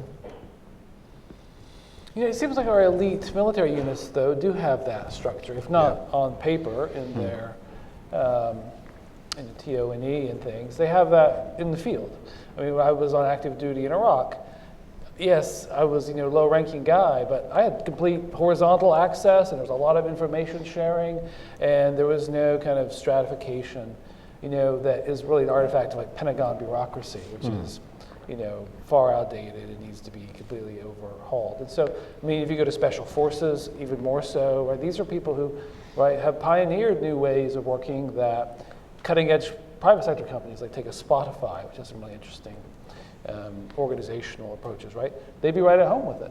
You know, different names maybe, but right at home with the kind of the way the Green Berets or Delta or SEALs or someone like that all operate. So I'm actually quite optimistic that in the operational force, these kind of new approaches are finding real traction. So you go up to OSD, you know, or the headquarters department of the Army, right? It's a different story because of the just, you know, how calcified this system is. Cumbersome. Cumbersome. That still works there. He could be kind. And part of the appeal of this panel is we have folks who can say whatever they want, so that's a good thing in the think tank world. I want to follow up, General, with another point that you raised, which is how do you incorporate the expertise, again, that we already have and that we may be able to utilize better and foster more on the civilian side and with contractors. My old boss, Frank Kendall, was fond of saying the industry is part of the force structure in a meaningful sense. He didn't mean it literally, but that's where so much of the capability for national security of the country resides. And he wanted to be able to access that. And then, obviously, with the creation of DIUX, it's reaching out to a broader community yet, even still, than the traditional defense community that was perhaps what Frank had in mind when he made that comment.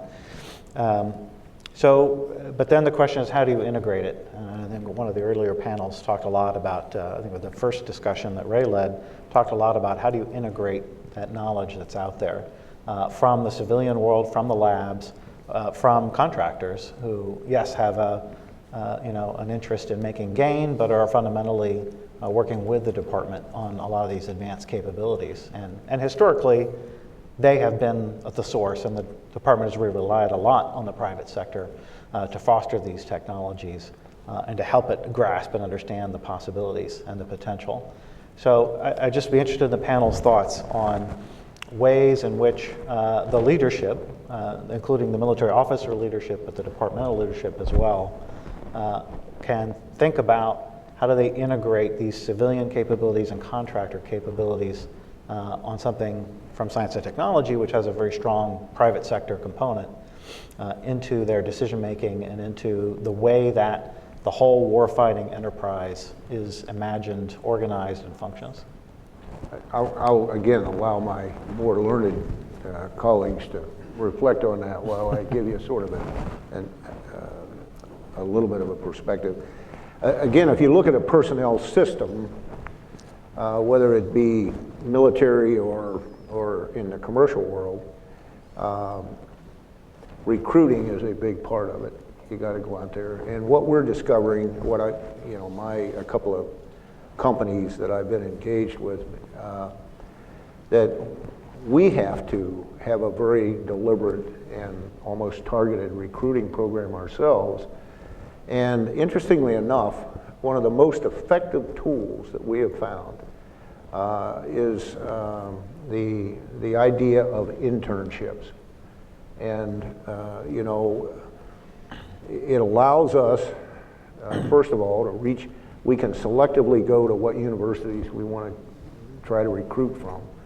We can put together a fairly attractive but not terribly expensive program that allows us not only to look at the individual, but the individual to look at us.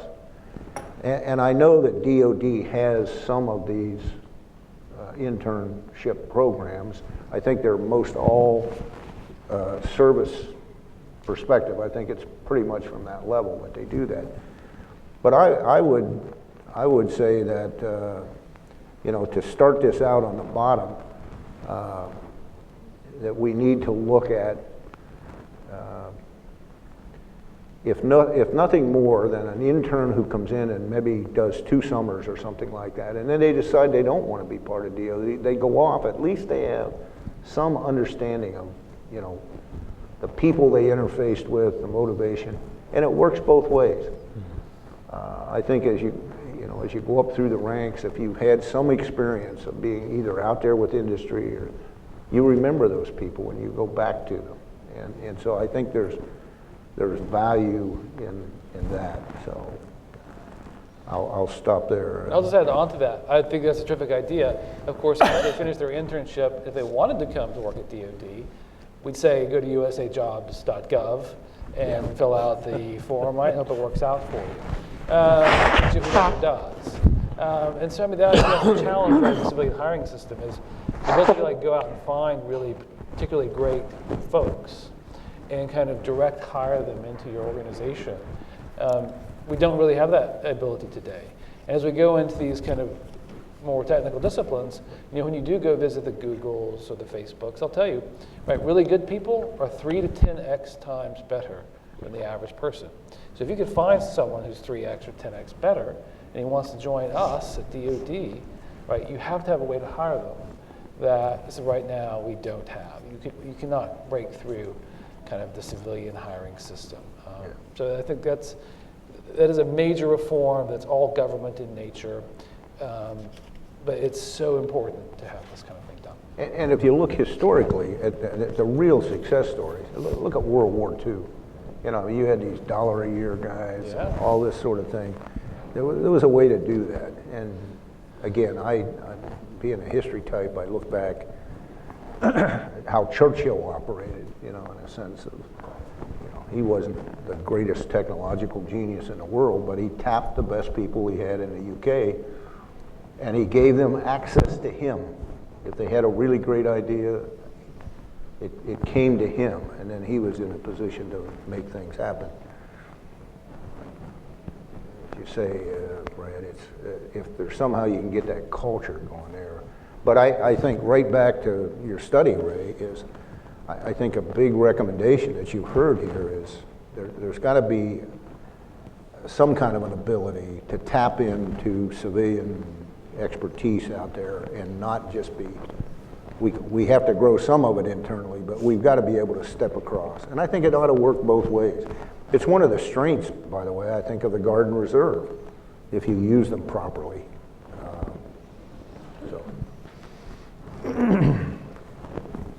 Well, I guess I'd say that this is a particularly difficult problem because in the S&T world, failure is okay, should be okay. That's how you learn. At the Department of Defense, it's not okay for your career. And in most institutions, that's probably true. So how we change that culture is going to be fascinating. But a piece of it, Andrew, is the place you and I used to work. The Hill and the way it reacts, and Brad used to lead, is how it reacts to this. So if one could convince the Hill to be more accepting of these difficulties, contractors and the potential issues that go there, because of the greater mission need, you know, there might be some hope to move this forward.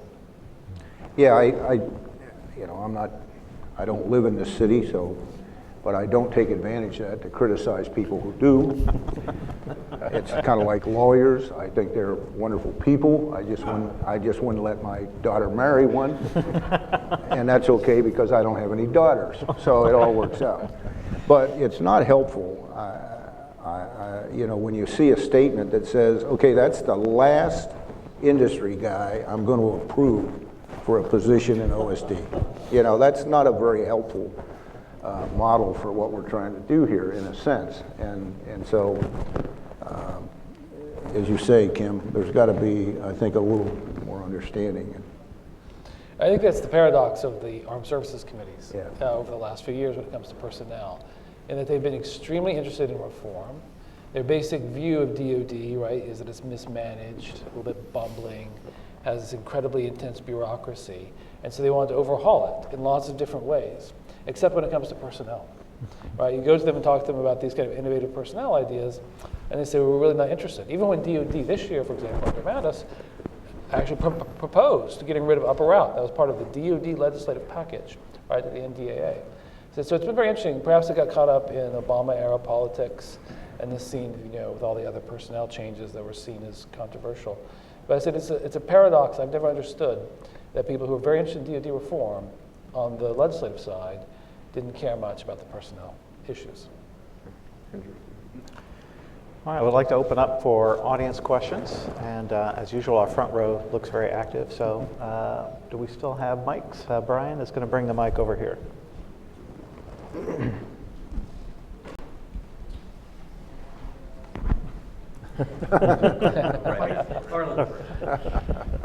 Thanks. I have an observation I'd like to have comment on, and Ray, if you would also do this. It seems to me one of the unstated assumptions of this study is that Moore's law really applies to S&T, and therefore the department has to catch up to this reality. And I would argue that Moore's law really applies to society at large. And let me give you two bizarre examples. Right now, the Navy has a problem with Fat Leonard and 200 admirals who are being investigated. That is unprecedented. The department has an issue with transgenders. That is unprecedented. On the other side of the coin, we still can't deal with Russian active measures. So what I would suggest that while S&T is important, Moore's law is in effect one way or the other much more broadly in the environments we face. And unless we're capable of keeping up at each of those levels, we're going to fall behind, and it's not just S&T. Commentary?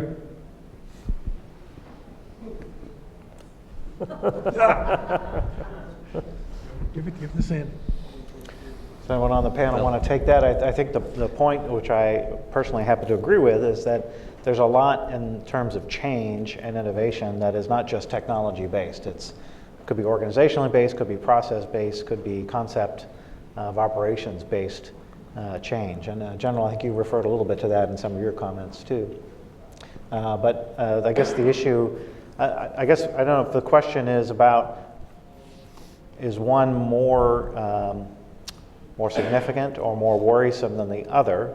I mean, I would say historically, DoD has been actually pretty good at dealing with S&T change. It's an organization that has, in fact, driven a lot of S&T change, and so it's somewhat built into the DNA of the organization to anticipate new technologies, pioneer them, and then incorporate them into its operations. But as a change-resistant organization, maybe struggles a little bit with these non-S&T based changes that are coming out in the world, or at least one level removed from science technology. Or maybe put another way, S&T that is not being pushed or pursued by the department directly, but which is happening in the broader world. So if there's thoughts on the panel about whether that presents a different or specific challenge for DoD beyond just the nature of a ordinary S&T challenge. Well, I think it's, we must deal with these simultaneously. So part of the notes I had there is looking at the S&T focus on JPME from the previous panel, as we've discussed, trying to fit that in, but so we're competing for leader development because leaders want that. We want to be better at what we're doing. Cyber, everybody wants cyber. Nobody can agree on what cyber means. It means different things to different people. That's a challenge in and of itself, but goodness knows we need cyber, need to incorporate it in everything. And then a smaller demand signal, one that we're working on currently to respond to SecDef, but it's a recurring thing, strategic thinkers. So we're from the high intellectual capacity folks that we're targeting. So my idea of the generalist officer who's an accomplished leader, who's an accomplished operator, and has a broader intellectual vision. Well, that's also the same person we want to be that strategic thinker. So for the next General Mattis at the next Iraqi freedom, he goes to his staff and says, okay, where are my thinkers? And they can carry on the conversation at that level. Not quite the mission of JPME, but again, it's the talent. I go back to the talent management, identifying that. But we're throwing so much, and there are so many competing demands across the board. I think we just, I'm not sure that there's a priority because all of them are important. You time manage with what you have at the time. All right, Sandy. Sandy Apgar, two related questions on lessons learned. Has anyone documented lessons from the mobilization World War II when this institution had remarkable surge capacity to embrace professions of all kinds, but also scientists, technologists of the day, and apparently did it relatively well in terms of results, outcomes? Do we know what it took and why and how, and not just for this panel, but because we are such a precedent-driven institution and society in many ways, those lessons may be as relevant today as they were then. And related to that, when I was in office and a few times since, was struck at the fact that West Point has managed to create in its career colonel department chair appointments a level of respect, prestige, opportunity, flexibility for the individuals that seems to be service-wide. And it's almost everybody I know in the Army, and I'm not sure whether this is true in the Navy and Air Force as well, has enormous respect for the individuals who hold those positions. And having worked with several of them, they have great affection for the service and for the role they play and the respect in which they're held. What do we know about and from that experience that's an institutionally accepted and now well documented role? There must be something in how that's done that could inform this issue of the specialist S&T folks. And I might just broaden the first part of your question out a little bit, World War II, but also other major times when the department has managed transformation. So obviously Brad referred earlier to the third offset, which is an attempt to repeat the second offset, which was bringing in GPS, notwithstanding General Fogelman's efforts to kill it, and other technologies to create a dramatically different concept of operations for the military. So if I just broaden that lessons learned to let the panel think about World War II and other transformative ones, and I'm hoping, Brad, that you might have something to say about West Point. So. Well, I do actually. That's the one of the three questions that Sandy asked. I don't know how the other services are handling it. It is a great tradition in the Army to do that. They are enormously respected. Great Army leaders, tremendous intellectuals as well, usually promoted, of course, to general officer upon their retirement. It's a great system, I think, and it's worked really well for West Point. Maybe on the first two questions, I can offer a little bit of color, though, because I think both the various surges that have happened over time, as well as kind of how unorthodox people entered the military in World War II, have been studied at least a modest amount. I've seen several federally funded research and development center reports about them. And I know it was, for example, the Army thought a lot about it. That move from 250,000 people to 8 million, 92 divisions or something, right, in World War II. How you have the infrastructure to do that. And as the Army was downsizing in the last administration, many of those lessons were being closely studied as thinking, like, well, what infrastructure do we need to keep in place? You keep more of the generating force and stash them into odd billets so that they can, be regrown quickly. How do you think about the regeneration of the force? What it takes to do that. And there was actually a lot of internal Army work and FFRDC work on that as well. And then I think on the question of like the unusual types, there's been a lot written and as part of the Force of the Future efforts. And the actually Army just last week I saw announced some movement in this about like the whole question of lateral entry. We had lots of people come in who Teddy Roosevelt's son who received the Medal of Honor after D-Day. He left Wall Street in his mid-40s, if not older, to join the U.S. Army. There were lots of people like that. I often have said that if Mark Zuckerberg gets tired of his billions and wants to join the Army, we need to have a mechanism for him to do it. Today we don't. Didn't graduate from Harvard, so can't be an officer, right? We might make you an E4, but he's a little old too, so you probably have to get a waiver from the G1, if he really wants to come in and do that kind of work. To the Army's great credit, I think just last week they announced that they're going to do more lateral entry for people in these kind of technical professions. And so I think there's a great tradition of that. The military has often been loath to do it. The lateral entry programs that existed were for the band or someone like doctors, very scarcely utilized. But I think as you go forward, one of the things to tie back to an earlier question, Guard, Reserve, contractors, civilian workers, active component, we're going to have to reimagine how these cohorts interact with one another.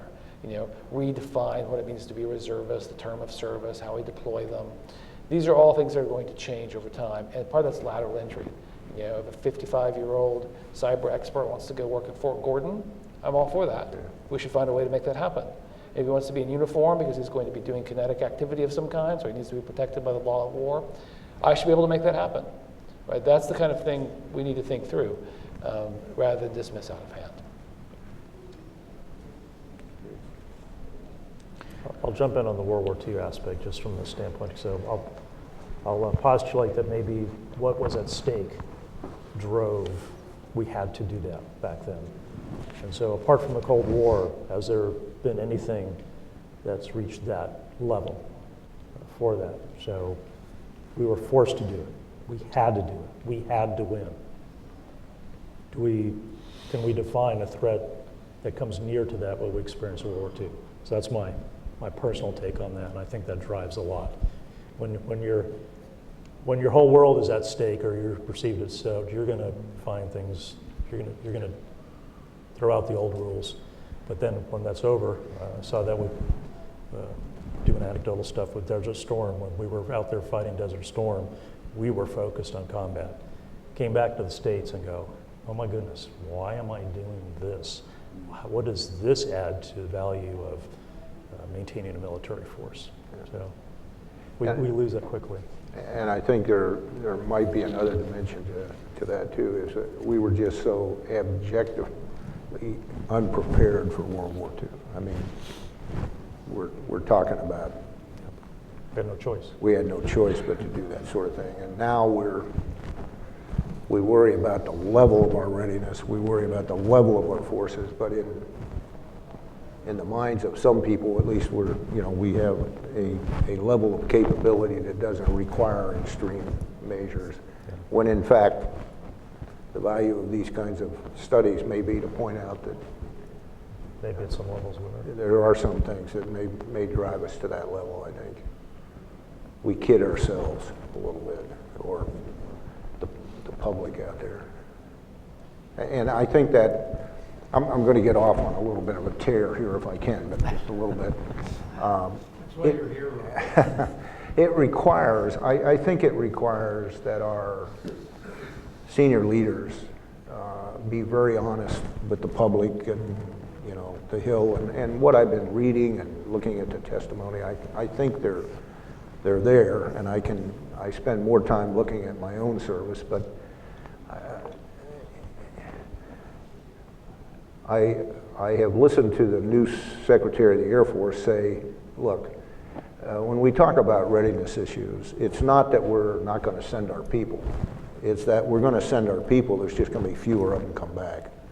And I think that's true of all the services, with a lack of readiness, a lack of equipment, and these kinds of things. So I think they have to be honest with the public and whatever, and they can't cry wolf if wolf isn't the right thing to do. But that's one part of it. I think they've got to be honest. They've also got to show that they're thinking in different ways. And I've tried to pay attention to a couple of the themes. The Air Force chief made a statement that really resonated with me, and he says, we need to stop buying new old things. It is so easy for us to just buy the next J-Stars or the next whatever. And the problem with that is, back to the Air Force, I don't think has been very clever about dealing with its primary customer, the United States Army, on things like the A-10. And the next big fight is going to get when the Air Force looks at an alternative to J-Stars. And I think there is an alternative out there to J-Stars, but it is not a big airplane up there. It's, a system of systems that will do the same job, but because it's so highly classified, they're not going to be able to tell our primary customer how I'm going to service you in this area. I mean, it sort of gets a little ridiculous in the sense. So there's that aspect of it again. But this idea of, and the other thing that was brought up earlier about alliances, in many respects, at least the United States Air Force is outpricing itself in the alliance business. If you look out for the next 10 years and you say, we are probably in the next 10 years going to be engaged pretty much in the kind of warfare we're engaged in now. We'll have some peer or near peer threats up here that we got to keep in the box. But we're probably going to still be sending people out around the world to do the kinds of things we're doing today. And the problem with that is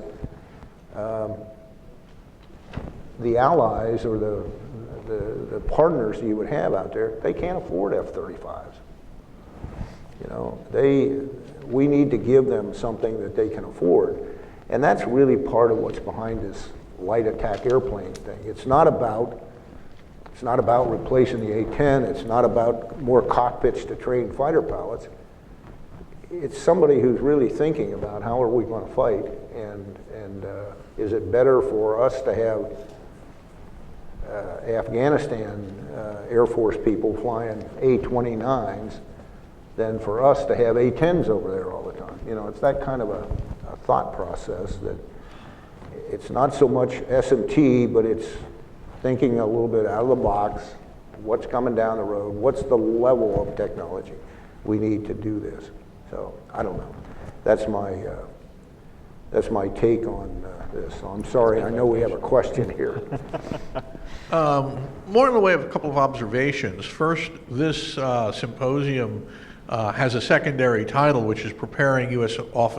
military officers for the Future. But it seems premised on the assumption that technology is the driver of the future. That's not necessarily the case. You know, not every line officer needs to be a technologist.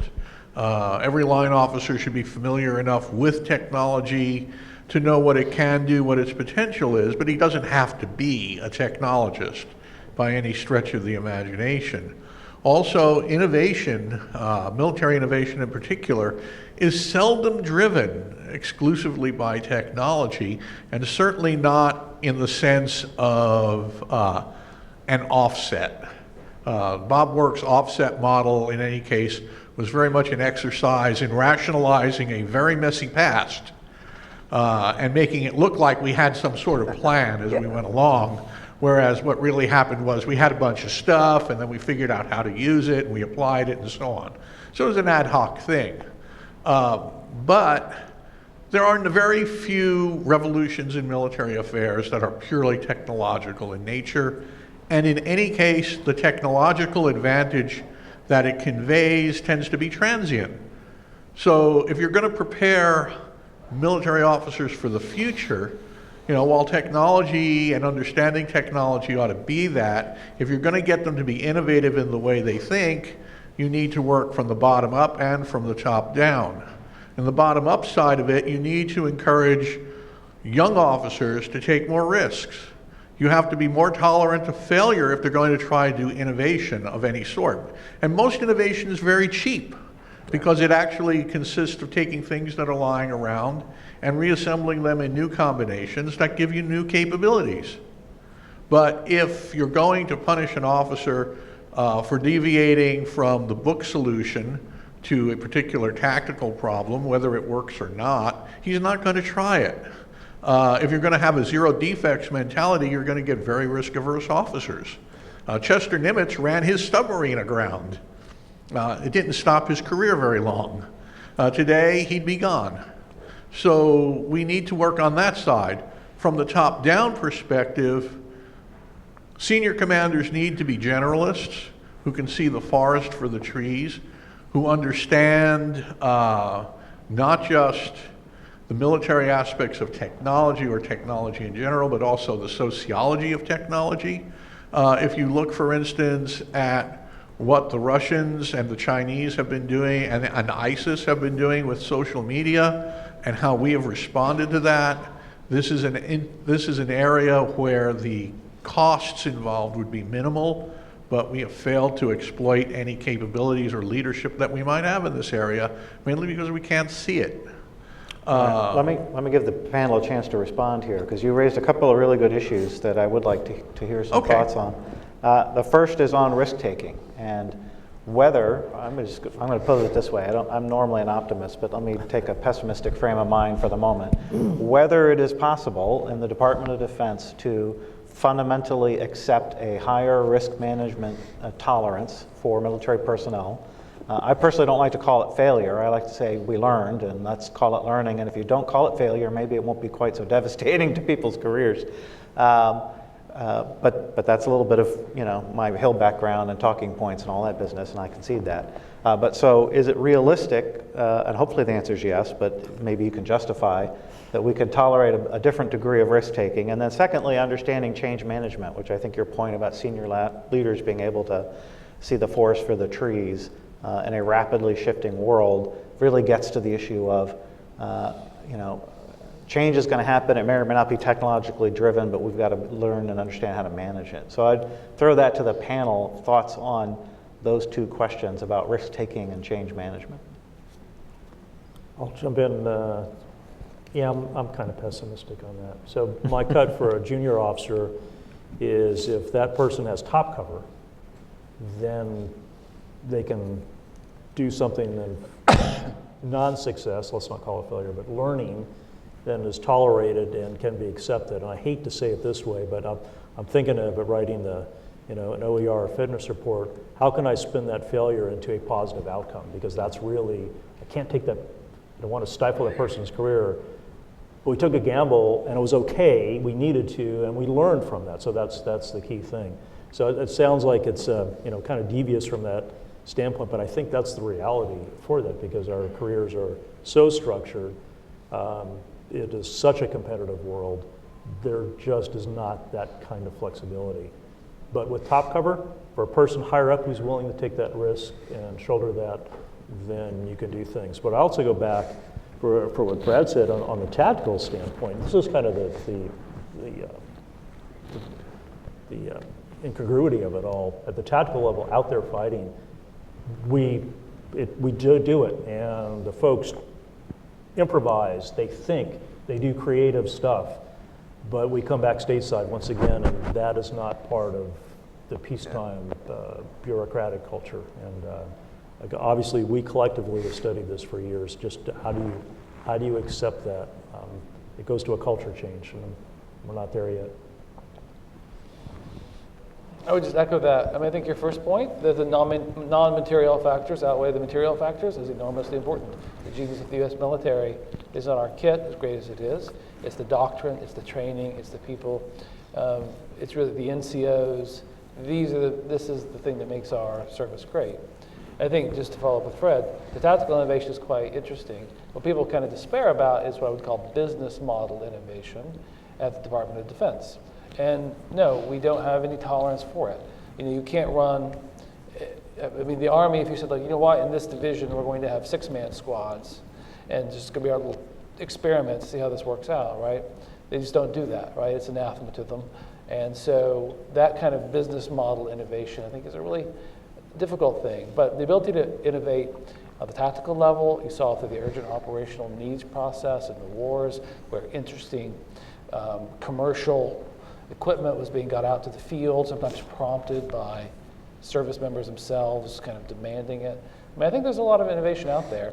The business model innovation, the fundamental way, like here's how DoD works or a service works, that kind of innovation, which is very important in Silicon Valley, business model innovation, right? You don't see that.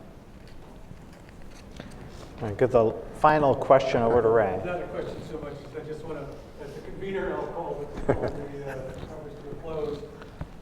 In the 8 months since I put through my second report and sent it to the publisher, I must confess that I have concluded that I didn't write and address certain key issues.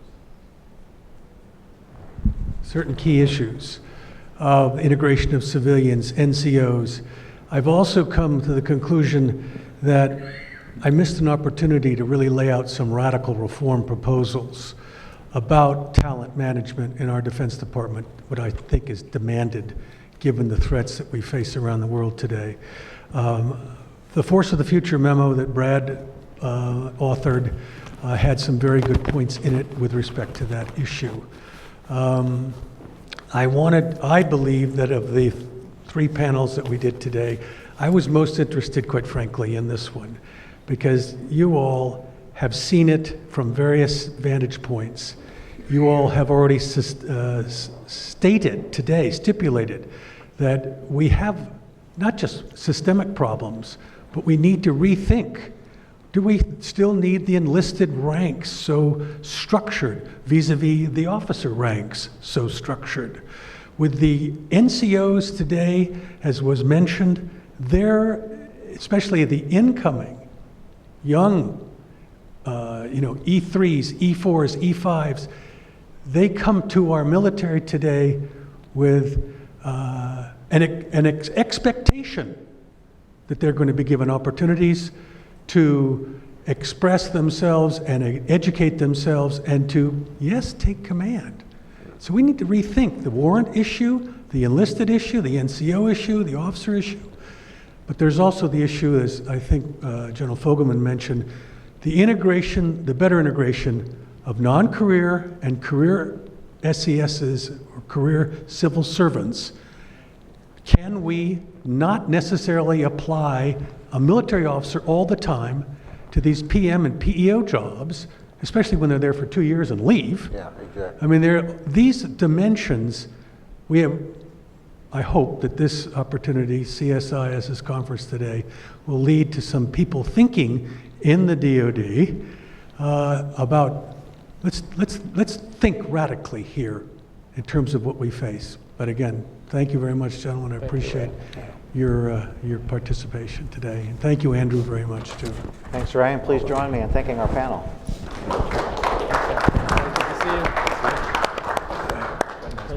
General, safe travels back home. Where are you these days?